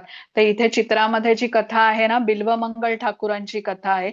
बिल्वमंगल ठाकूर हे कृष्णाचे खूप मोठे भक्त होते. दक्षिण भारतामध्ये ते राहत असत आणि प्रथम गतजन्माबद्दल त्यांच्या सांगितलेलं आहे आणि मग त्यांचा नंतरचा हा पुढचा जन्म हा बिल्वमंगल ठाकूर म्हणून झालेला असतो. तर आता गतजन्मामध्ये ते एक संन्यासी होते आणि ब्राह्मण कुटुंबात त्यांचा जन्म झालेला होता आणि त्या जन्मामध्ये त्यांनी दीक्षाही घेतली होती, गुरु होते त्यांचे आणि गुरूंच्या मार्गदर्शनाखाली त्यांना जशी आज्ञा मिळाली होती ते भागवत कथेचं आयोजन करत असत आणि सर्व गाव त्या भागवत कथेला एकत्र होत असे, सगळ्यांना प्रसाद वाटला जायचा आणि हे या प्रकारे हे कार्य करत होते आणि अत्यंत प्रगत असे हे भक्त होते. आता भागवत सप्ताहाचं त्यांनी आयोजन केलेलं होतं, पण काहीतरी त्यांची व्यवस्था, त्यांना पैसे अपुरे पडत होते आणि आता काय करूया म्हणून कसे पैसे मला मिळू शकतील या विचारांमध्येच ते जात असताना एका स्मशानभूमीच्या बाजूने ते चालत जात होते. तर तिथे त्यांनी बघितलं स्मशानभूमीच्या बाजूला खूप गर्दी होती आणि खूप उंची वस्त्र घातलेले लोक तिथे एकत्र जमलेले होते. तर कोणाला त्यांनी विचारपूस केल्यानंतर त्यांना कळलं की एका राजकन्याचा मृत्यू झालाय आणि अत्यंत कमी वयामध्ये तिचा मृत्यू झाला आणि हे सर्व तिचे नातेवाईक आहेत. राजकन्याचं मृत शरीर खूप सजवलं गेलं होतं कारण ती मोठ्या धनी कुटुंबामधली होती आणि कपडे दागदागिन्यांनी ते सजवलेलं होतं. आता मृत शरीर ते बघून यांनी विचार केला की या मृत शरीराला एवढ्या किमती दागिन्यांचा काय उपयोग आहे. मग ते बाजूला असे थांबून बघत होते काय होतं ते. तर थोड्या वेळामध्ये हे नातेवाईक सर्व निघून गेले देहाला अग्नी दिल्यानंतर. आता हा बिल्वमंगल तिथे मृत शरीराच्या जवळ गेला आणि त्या शरीरावरून दागिने काढावेत म्हणजे काढण्यासाठी त्याने हात जवळ नेला, पण तेवढ्यात आवाज आला. तर त्या राजकन्याचा आवाज होता. ती राजकन्या म्हणाली की माझे दागिने तू काढून घेऊ नकोस, माझ्या वडिलांकडे जा, ते राजा आहेत आणि त्यांच्याकडे जाऊन तू दागिने माग, माझे इतर दागिने ते तुला देतील. आता ह्याला आश्चर्य वाटलं, पण तो तिने सांगितलं होतं त्याप्रमाणे गेला, राजाला भेटला, घडलेली घटना त्याने सांगितली आणि त्याला पैशाची आवश्यकता आहे तेही सांगितलं. तर राजाने त्या राजकन्याचे इतर सर्व दागिने आता ह्याला देऊन टाकले. ते घेऊन त्याने विकले ते बाजारामध्ये आणि अजून पैसे मिळाले आणि त्याने भागवत सप्ताहाची चांगल्या प्रकारे तयारी केली. पण त्याला वाटू लागलं अजून थोडे जास्त पैसे मिळाले असते तर अजून मोठ्या प्रमाणावरती मी हे सप्ताह साजरा केला असता, कारण त्याच्या डोक्यामध्ये ते त्या देहावरचे जे दागिने होते ना ते त्याच्या डोक्यात होतं. ते परत तो स्मशानभूमीमध्ये गेला आणि ते दागिने त्याला दिसले. आता एव्हाना देह जळून गेला होता. त्याने ते दागिने उचलले आणि तो घेऊन म्हणजे वळला तो घेऊन. आता एवढ्यात त्या राजकन्याचा आवाज परत आला की तू भक्त आहेस पण तू अत्यंत लोभी आहेस आणि मी तुला सांगितलं होतं की हे दागिने तू घेऊ नकोस, पण तू खूप मोठी चूक केली आहेस, त्यामुळे तुला आता मी शाप देते, पुढच्या जन्मी तू एक चरित्रहीन मनुष्य म्हणून जीवन जगशील. आता पुढचा जन्म, आता हा बिल्वमंगल ठाकूर या जन्मामध्ये आले. मोठ्या चांगल्या म्हणजे श्रीमंत घराण्यात त्यांचा जन्म होतो, वैभवशाली कुटुंबात त्यांनी जन्म घेतला. उपजीविकेची काळजी नव्हती, पण शाप मिळाला होता आधीच्या जन्मामध्ये चरित्रहीन असण्याचा. तर त्यामुळे हा व्यक्ती आता तशा प्रकारे जगत असे आणि एक वेश्या होती तिच्यावरती हा व्यक्ती आता बिल्वमंगल अतिशय आसक्त होता आणि रोज तिच्याकडे तो जात असे. एकदा काय होतं, या बिल्वमंगलच्या वडिलांचा मृत्यू होतो आणि त्यांचे अंत्यविधी सुरू असतात. ब्राह्मण सर्व मंत्र इत्यादी म्हणून ते अंत्यविधी करत असतात. पण आता हा त्या वेश्येकडे जाण्याची, तिला भेटण्याची ह्याची वेळ झालेली असते आणि त्यामुळे तो ब्राह्मणांच्या वरती क्रोधित होतो आणि म्हणतो की किती वेळ लावताय तुम्ही हे अंत्यविधी आटपायला, संपवा लवकर. त्यामुळे ते ब्राह्मण आता त्याच्या ओरडण्यामुळे विधी आटोपतात. तेवढ्यातच आता जोरात पाऊस सुरू होतो आणि पाऊस म्हणजे कसा एकदम मुसळधार पाऊस पडू लागतो. आता तरीही हा आतुर झालेला असतो त्या वेश्येला भेटायला, त्यामुळे त्या पावसामध्येच तो तिथून निघतो. आता ही जी वेश्या असते ना, हिचं नाव असतं चिंतामणी. आणि ही चिंतामणी जिथे राहत असते ती त्या ठिकाणी जाण्यासाठी, त्या स्थानाकडे पोहोचण्यासाठी त्याला मध्ये एक नदी पार करावी लागत असे. तर एरवी तो एका नावेने ती नदी पार करत असे. आता पाऊस जोराचा सुरू झालेला असतो, त्यामुळे नदीचा प्रवाह खूप जोरामध्ये वाहत असतं पाणी नदीच्या प्रवाहामध्ये आणि दुथडी भरून ती नदी वाहत असते. आता कुठे त्याला ती नाव दिसत नाही ना, तो नाव चालवणारा दिसतो त्याला. मग आता काय करायचं, नदीमध्ये उडी घेतो. अचानक आलेल्या पुरामुळे पाण्याचा प्रवाह असतो, पण तरीही त्याच्यामध्ये उडी मारून आता कसा बसा तो पलीकडच्या किनाऱ्यावरती पोचतो. आता पाण्यामध्ये उडी मारल्यावरती काहीतरी त्याच्या हाताला लागतं, ते तो पकडतो आणि बघतो तर ते प्रेत असतं, एक तरंगत जात असतं. तरीही आता बघा एवढं ते प्रयत्न म्हणजे कशासाठी करतोय तो. दुसऱ्या किनारी पोचतो, तिथून बाहेर पडतो पाण्यातून आणि धावतच आता तिच्या घराच्याकडे जाऊन पोचतो चिंतामणीच्या. आता पाऊस जोराचा आहे, अंधार आहे, दारं खिडक्या तिच्या बंद असतात घराच्या आणि ती हाका मारतो खालून तिला, पण तिला काही आवाज येत नाही पावसाच्या आवाजापुढे. मग आता तो हाताशी त्याला एक दोर लागतो अंधारामध्ये, तो धरून तो आता वरती चढतो. कसा बसा खिडकीपर्यंत पोचतो, एक दोनदा खाली पडतो, घसरतो, पण तरीही तो वरती पोचतो आणि धक्का मारून खिडकी उघडतो. आता चिंतामणी आतमध्ये खोलीमध्ये असते आणि ती बघून एकदम आश्चर्यचकित होते. ती घाबरून त्याला म्हणते की एवढ्या पावसामध्ये, थक्कच होते ती, एवढ्या पावसामध्ये तुम्ही कसे काय आलात वरती चढून. तर तो दाखवतो की बाहेर याला पकडून मी आलो. त्याला वाटतं ती काहीतरी दोरी बिरी आहे, बघते तर ती साप असतो तो. ती अतिशय आश्चर्यचकित होते आणि ती म्हणते की एवढी श्रद्धा, एवढं तुमची आतुरता आहे, एवढं तुमचं प्रेम आहे, हे तुम्ही कृष्णांच्या प्रती दाखवलं असतं तर आज काय परिस्थिती असती तुमची. मला भेटण्यासाठी एवढे प्रयत्न करून, एवढी उत्सुकता दाखवून, एवढे कष्ट करून तुम्ही आलात, काय म्हणायचं तुम्हाला. आता हे शब्द बघा त्या वेश्येच्या तोंडून आले, हे ही आश्चर्याची गोष्ट आहे. पण हे शब्द त्या बिल्वमंगलला बोधवाक्य ऐकावे असे परिणाम घडवून आणतात. क्षणार्धात काहीतरी डोक्यात समज यावी ना, प्रकाश पडावा, तसं त्याच्या डोक्यामध्ये प्रकाश पडतो. तो तिला प्रणाम करतो आणि तिथून परत निघतो. आता चिंतामणी खरं तर ही वेश्या होती. तिच्या तोंडून हे शब्द आपल्यालाही आश्चर्य वाटतं की असं कसं ती बोलली असेल. पण बघा जे गुरु असतात ना, ह्याचे बिल्वमंगलच्या आधीच्या जन्मात त्याने दीक्षा घेतलेली असते आणि गुरु कसे, कुठे, कधी आणि काय स्वरूपात येऊन मार्गदर्शन करतील हे आपल्याला सांगता येत नाही. तर त्याप्रमाणे त्याचे गुरु आता या चिंतामणीच्या मुखातून वाणी, त्यांना तसा उपदेश त्याला मिळतो. त्याचा विवेक तिथे जागृत होतो आणि अत्यंत मुलाचा असा क्षण असतो, कारण तो परत फिरतो त्या पाप करण्यापासून आणि आयुष्यात म्हणतात तसे एक विवेक जागृत झाल्यामुळे काहीतरी साक्षात्कार करून घेण्याच्या उद्देशाने आता तो वृंदावनाकडे जायला निघतो. आता तिथे जात असताना परत रस्त्यामध्ये एका स्त्रीकडे आकर्षित होतो, कारण चारित्र्यहीन असतो, तशाच प्रकारे जगलेला असतो, वाईट सवयी अशा सहजासहजी काही जात नाही. पण लगेच त्याला विचार येतो की नाही नाही, हे बरोबर नाही, मी वृंदावनामध्ये काय करायला चाललो आहे ते मला करायला पाहिजे, मला या स्त्रीच्या मागे जाऊन बरोबर जाणं बरोबर नाही. आता तो जरा सावधतेने आपल्या रस्त्यावरून जात असतो. परत काही वेळ पुढे गेल्यानंतर परत एका स्त्रीकडे आकर्षित होतो तो, पण त्याचा आता विवेक जागृत झालेला असतो आणि त्यामुळे त्या स्त्रीच्या मागे मागे जात जात आता तिच्या घरापर्यंत जाऊन तो पोचतो. ती स्त्री आपल्या घराचं दरवाजा उघडून आतमध्ये निघून जाते, हाही तिच्या मागे तिथपर्यंत पोहोचतो. त्याचे पती बाहेर बसलेले असतात त्या स्त्रीचे आणि हा बिल्वमंगल तिथे जाऊन त्यांना म्हणतो की त्या माताजी गेल्या, त्या बाई आतमध्ये गेल्या, त्यांना तुम्ही बोलवता का. तर हा माणूस त्याच्या पत्नीला हाक मारून बाहेर बोलवतो, तर ही बाहेर येते बाई. तर ह्या माणसाला बघून ती घाबरते, कारण इतका वेळ तो तिचा पाठलाग करत असतो. तर माताजी तुमच्या आंबाड्याचा जो आकडा आहे तो मला देता का. तर ठीक आहे घे म्हणून ती देते त्याला. आता या बिल्वमंगलने काय करावं, तो आकडा घेतो आणि आपले डोळे फोडतो. म्हणजे बघा, जी इंद्रिय, त्या स्त्रीला बघून आकर्षित झालेला असतो त्या डोळ्यांमुळे, ती इंद्रियच मला नको म्हणून ते आपले स्वतःचे डोळे फोडून घेतो. आता हे पती पत्नी दोघंही आश्चर्यचकित होतात. आम्ही काही तुला मदत करू का म्हणून ते त्याला विचारतात, कारण त्यांना हा प्रकार काही समजतच नाही काय झाला. पण हा निघून जातो वृंदावनामध्ये, उलटा फिरतो तिथे दुसऱ्या दिशेने निघून जातो आणि मग वृंदावनामध्ये जाऊन तो स्वतःला संलग्न करतो भक्तीमध्ये, अत्यंत पश्चाताप करतो आपल्या कृतींवरती. आता असं म्हटलं जातं की पुढे कृष्णांनी प्रसन्न होऊन त्यांना ती दृष्टीही प्रदान केलेली असते आणि दर्शनही देतात मग कृष्ण. तर बिल्वमंगल ठाकूर हे अत्यंत प्रगत भक्त होते आणि त्यांनी खूप रचना केल्या. कृष्ण कर्णामृत, कृष्ण बालचरित, गोविंद दामोदर स्तव अशी अनेक स्तोत्र आणि काव्यग्रंथ त्यांनी लिहिले आणि कृष्ण स्वतः त्याच्या रचना येऊन ऐकत असत, गोप बालक बनून त्यांना भोजन देत असत. तर आता हे बिल्वमंगल जे होते यांनी म्हणजे अनेक श्लोक रचले, त्याच्यामध्ये कृष्णांची स्तुती ते लिहित असत.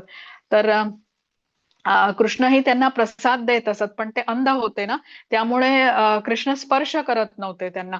तर आंधळ असल्याने त्यांना कुठे त्यांचं जे विश्राम स्थान असे कुठे रात्री, तर तिथे नेऊन कृष्ण त्यांना पोचवत असे, म्हणजे रस्ता दाखवत दाखवत, पण कधी स्पर्श केला नव्हता. तर त्यामुळे ह्या बिल्वमंगलला हा बालक कोण आहे हे ह्याची काही ओळख नव्हती. तर एक दिवस असं होतं की हा बालक बासरी वाजवून दाखवतो आणि ते बासरीचे मधुर स्वर जेव्हा बिल्वमंगलच्या कानामध्ये पडतात, तेव्हा या बिल्वमंगलला समजतं की हा बालक म्हणजे तोच आहे, माझ्या जीवनाचा प्राण, माझ्या हृदयाचं प्रेम आहे. तर त्याला स्पर्श करता यावा म्हणून मग बिल्वमंगल आपले हात पुढे करतो, पण एकदाच स्पर्श करून कृष्ण तिथून पळून जातो.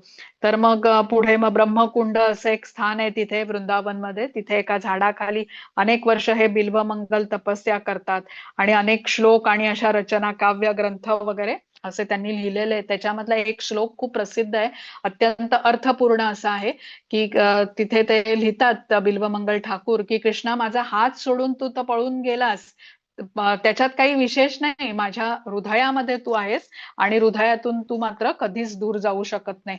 तर भक्त आणि कृष्ण यांचं हे जे नातं आहे, असं म्हटलं जातं की कृष्ण भक्ताचं हृदय काबीज करतात आणि भक्ताने कृष्णांचं हृदय तर आधीच जिंकलेलं असतं. तर हा प्रेम संबंध असा भक्त आणि भगवंत यांच्यामध्ये असतो. हृदयापासूनच हे जे प्रेम असतं ते तेव्हाच येऊ शकतं जेव्हा भक्ताच्या हृदयामधले हे अनर्थ सगळे निघून जातात.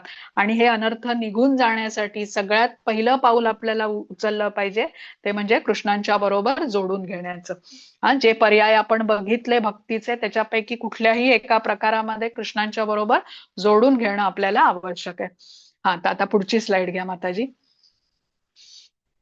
हा, तर आता इथे आपला अध्याय संपलेला आहे. आपण समजून घेतलं की भक्तीचे वेगळे वेगळे प्रकार. अर्जुनाचा प्रश्न होता की कुठल्या स्वरूपाची भक्ती करायची, साकार रूपाची करायची का निर्विशेष रूपावरची करायची.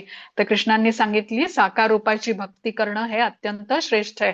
साकार रूपाची म्हणजे श्यामसुंदर रूपाची. मग भक्तीचे प्रगतीशील टप्पे म्हणजे विविध प्रकार आपण समजून घेतले. अनन्य भक्तीचा पर्याय, साधना भक्ती, मग निष्काम कर्मयोग, मग सकाम कर्मयोग, मग सकाम कर्म, आणि मग ज्ञान, ध्यान आणि कर्मफळाचा त्याग, हे समजून घेतलं. आणि आता भक्तांमधले जे गुण जे कृष्णांना अतिशय प्रिय आहेत तेही जाणून घेतले. तर इथे आता आपला अध्याय संपलेला आहे. हरे कृष्ण. हा, आता काही माताजी ती दुसरी तुम्ही पीपीटी शेअर करता का डोनेशन संबंधीची, तीही आपण एक्सप्लेन करू. दानाचं महत्व समजून घेऊ आता आपण, आणि त्यानंतर मग तुम्हाला काही आजच्या अध्यायावरती शंका असतील तर त्याही मी घेऊ शकते. आता बघा, हे आपलं श्री श्री राधा गोविंद इस्कॉन मँगलोरचं जे मंदिर आहे, तर कुलाई मंगलोर कर्नाटकमध्ये स्थित आहे. तुम्ही कधीही जेव्हा जाल त्या भागामध्ये नक्की दर्शन घेऊ शकता. आणि आता हा आपला उपक्रम जो आहे, 18 दिवसात भगवद्गीता समजून घ्या, किंवा हा झाल्यानंतर लेव्हल 2, लेव्हल 3, लेव्हल 4, लेव्हल 5 आणि त्याच्याही पुढे सगळे उपक्रम आहेत, हे सर्व मंदिराच्या द्वारे निशुल्कपणे आपल्याला उपलब्ध करून दिलेले आहेत. पण त्याचबरोबर ज्यांना गंभीरतेने भगवद्गीता शिकायची आहे, भागवतम शिकायचंय, त्यांच्यासाठी आता भगवद्गीतेचं एक कॉलेज पण उभं राहत आहे. तर त्या संबंधी आपल्याला हे आवाहन आहे, तर आपण हे जाणून घेऊया. माताजी घ्या पुढची स्लाइड.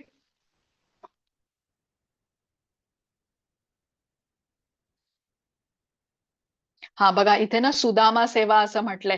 सर्व भक्तांच्यासाठी आपण आत्ताच सुदामा आणि कृष्ण यांचं कसं नातं होतं हे समजून घेतलं होतं. सर्व भक्तांसाठी भगवंतांच्या चरण कमळांप्रती महत् सेवा करण्याची ही सुवर्ण संधी आहे. आपण यथाशक्ती मासिक योगदान करण्याचा संकल्प घेऊ शकता आणि कृष्ण भावनेच्या उपदेशाचा प्रचार प्रसार करण्यात आपला हातभार लावू शकता. जसं बघा, सुदामा काय घेऊन आला होता? पोहे, मुठभर पोहे घेऊन आला होता कृष्णांच्यासाठी. आणि कृष्णांना काही कमी आहे का? द्वारकाधीश आहेत, परमपुरुषोत्तम साक्षात भगवंत आहेत, अनंत कोटी ब्रह्मांडाचे स्वामी आहेत ते, पण त्या सुदाम्याच्या पोह्याने ते प्रसन्न झाले. हा, तर ही सुदामा सेवा म्हणून आपल्याला सांगितलेली आहे. जे काही यथाशक्ती, एक कृतज्ञतेचा भाव, की आपल्याला हे जे भगवद्गीतेचं ज्ञान आहे आपण घरी बसल्या ग्रहण करतोय बघा. आणि हे कसं ज्ञान आहे? आजचा जो 8वा श्लोक होता, आपल्याला जन्म मृत्यूच्या भवसागरातून तरून देणारं हे ज्ञान आहे. तर हे कृतज्ञतेची भावना म्हणून यथाशक्ती जे आपल्याला करणं शक्य असेल तर आपण करू शकतो. इथे कुठेही लक्षात घ्या, कंपल्शन कोणावरही नाहीये, कुठलीही सक्ती नाहीये. ज्यांना इच्छा असेल त्यांनी या कृतज्ञतेच्या भावामधून सुदामा सेवा तुम्ही देऊ शकता. पुढची स्लाइड घ्या माताजी. हा, आता इथे दानाचं महत्व सांगितलंय बघा. भगवद्गीतेचा 17व्या अध्यायातला 20वा श्लोक आहे, की कर्तव्य म्हणून योग्य व्यक्तीला योग्य स्थळी, वेळी आणि काळी प्रत्युपकाराची अपेक्षा न ठेवता दिलेल्या दानाला सात्विक दान असे म्हटले जाते. 18व्या अध्यायातही सांगितलेलं आहे, यज्ञ, दान, तप या स्वरूपाच्या कर्माचा कधीही त्याग करू नये. ही कर्मे केलीच पाहिजे. यज्ञ, दान आणि तप ही कर्मे महात्म्यांना देखील पवित्र करतात.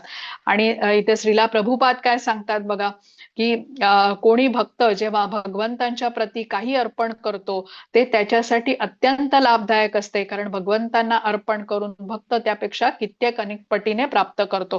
हे मगाशी आपण समजून घेतलं, की भगवंतांच्यासाठी केलेली छोट्या छोट्या सेवेची नोंद भगवंत घेत असतात. आणि अनंत कोटी ब्रह्मांडाचे स्वामी असल्यामुळे आपल्याला परतफेड करत असताना खूप अनेक पटीने ते करतात, ज्याची आपण कल्पनाही करू शकत नाही. तर जे यथाशक्ती आपल्याला शक्य असेल ते करण्याचा प्रयत्न आपण निश्चित केला पाहिजे. आपल्याला जे सामर्थ्य आहे ते भगवंतांनी दिलं आहे हे आपल्याला प्रथम मान्य केलं पाहिजे.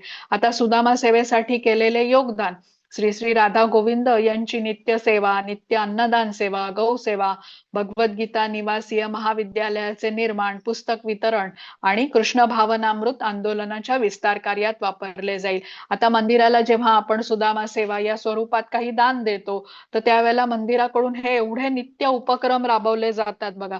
जसं इथे भगवद्गीतेचं महाविद्यालय होत आहे, नित्य पुस्तक वितरण असतं, अन्नदानाची सेवा रोज सुरू असते, भगवंतांना भोग लावला जातो, अनेक उत्सव तिथे साजरे केले जातात. तर अशा दिव्य कार्यामध्ये आपलं धन उपयोगात येतं आणि आपलं धन ही शुद्ध होतं आणि आपण भगवंतांकडून हे आशीर्वाद प्राप्त करत असतो. घ्या पुढची स्लाइड माताजी. हा, तर आता सुदाम्याने कृष्णांवरील प्रेमामुळे मुठभर पोहे त्यांना अर्पण केले आणि केवढी महत् कृपा भगवंतांकडून प्राप्त केली. आपणही भगवंतांच्या चरणी यथाशक्ती श्रद्धेने दान करा आणि भगवंतांची कृपा प्राप्त करा. एक सुदामा सेवक बना. तर इथे बघा बँकेचे डिटेल्स दिलेले आहेत, तसेच तुम्हाला ग्रुपवरतीही ते पाठवले जातील. यथाशक्ती प्रत्येकाने प्रेमाने हे करण्याचा प्रयत्न निश्चित करावा आणि हे जाणून की हे कृष्णांच्या प्रती कृष्णांना प्रसन्न करण्यासाठी आपण केलेली ही छोटीशी सेवा आहे असं समजून आपण करू शकतो. हा, पुढची स्लाइड घ्या माताजी. हा, तर इथे सुद्धा वेगळे वेगळे उपक्रम बघा दाखवलेले आहेत. हे भगवद्गीतेचं महाविद्यालय तिथे बांधलं जात आहे, त्याचाही लाभ तुम्ही घेऊ शकता. हे तयार झाल्यानंतर ऑन साईट म्हणजे मंदिरामध्ये गेल्यानंतर तिथे तो भगवद्गीता सविस्तरपणे सखोलपणे शिकवली जाईल तिथे. त्यानंतर अन्नदान तिथे होतं मंदिरामध्ये रोज, गोशाला आहे, गायींची सेवा प्रतीही तुम्ही दान देऊ शकता. म्हणजे पर्याय विविध असे उपलब्ध आहेत दानासाठी. हा, घ्या पुढची स्लाइड माताजी. हा, मंदिर उभारणीच्या कार्यात सहकार्य केलेल्या सर्व भक्तांना श्री श्री राधा गोविंद इस्कॉन मँगलोर कुल्लाई मंगलोर यांकडून मनपूर्वक धन्यवाद. तुमच्या सर्वांच्या सहकार्यानेच आम्ही हा टप्पा गाठू शकलो. आता आम्ही भगवद्गीता निवासी महाविद्यालयाच्या उभारणीचे कार्य हाती घेतले आहे. हे कार्य वेळेवर पूर्ण व्हावे आणि सर्वांना त्याचा लाभ घेता यावा म्हणून तुम्हा सर्वांचे सहकार्य असेच मिळत राहो ही विनम्र विनंती, तुम्ही केलेली छोट्यात छोटी सेवा आम्हाला ध्येय गाठायला मदत करेल. हरे कृष्ण. तर लक्षात ठेवूया आपण की मंदिराचे अध्यक्ष श्री नामानिष्ठ दास प्रभूजी यांनी हे आपल्याला केलेली विनंती आहे. जसा सर्व आता हे ऑनलाईन उपक्रमामध्ये जेवढे जोडलेले आहेत त्यांचा सहभाग घेऊनच हे मंदिर उभं राहिलेलं आहे आणि आता या मंदिराचं कार्यक्षेत्र विस्तारत आहे. तर त्याचाच भाग म्हणून हे भगवद्गीता महाविद्यालय सुरू करण्याचा प्रभूजींचा संकल्प आहे. तर त्यासाठी ज्यांना जमेल त्यांनी यथाशक्ती दान करण्याचा प्रयत्न करू शकता. कृष्णांच्या प्रती केलेली ही एक सेवा ठरेल, निष्काम कर्म ठरेल. निष्काम कर्माचं आपण आत्ताच महत्व समजून घेतलेलं आहे की अनेक पटीने लाभ आपल्याला प्राप्त होऊ शकतात. आपल्याला जे धन मिळतं हे कृष्णांनी दिलेलं सामर्थ्य आहे हे आपल्याला समजायला पाहिजे. आणि ते कृष्णांच्या सेवेत आपण उपयोगी जेव्हा आणतो तेव्हा त्याचा कित्येक पटीने लाभ आपल्याला जन्मजन्मांतराचा उद्धार आपला कृष्णांकडून होत असतो. तर हरे कृष्ण. आता आजच्या अध्यायावरती तुम्हाला काही शंका असतील तर तुम्ही विचारू शकता.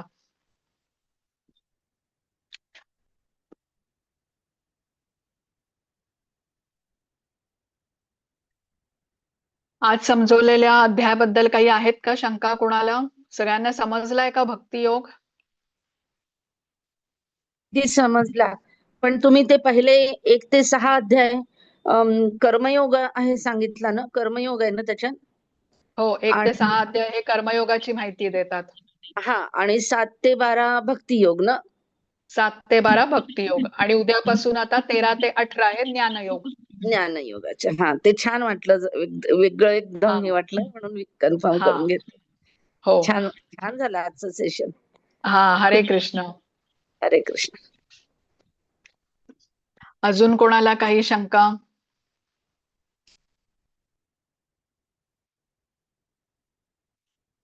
बरं, ठीक आहे. मग आपण थांबवायचा का वर्ग?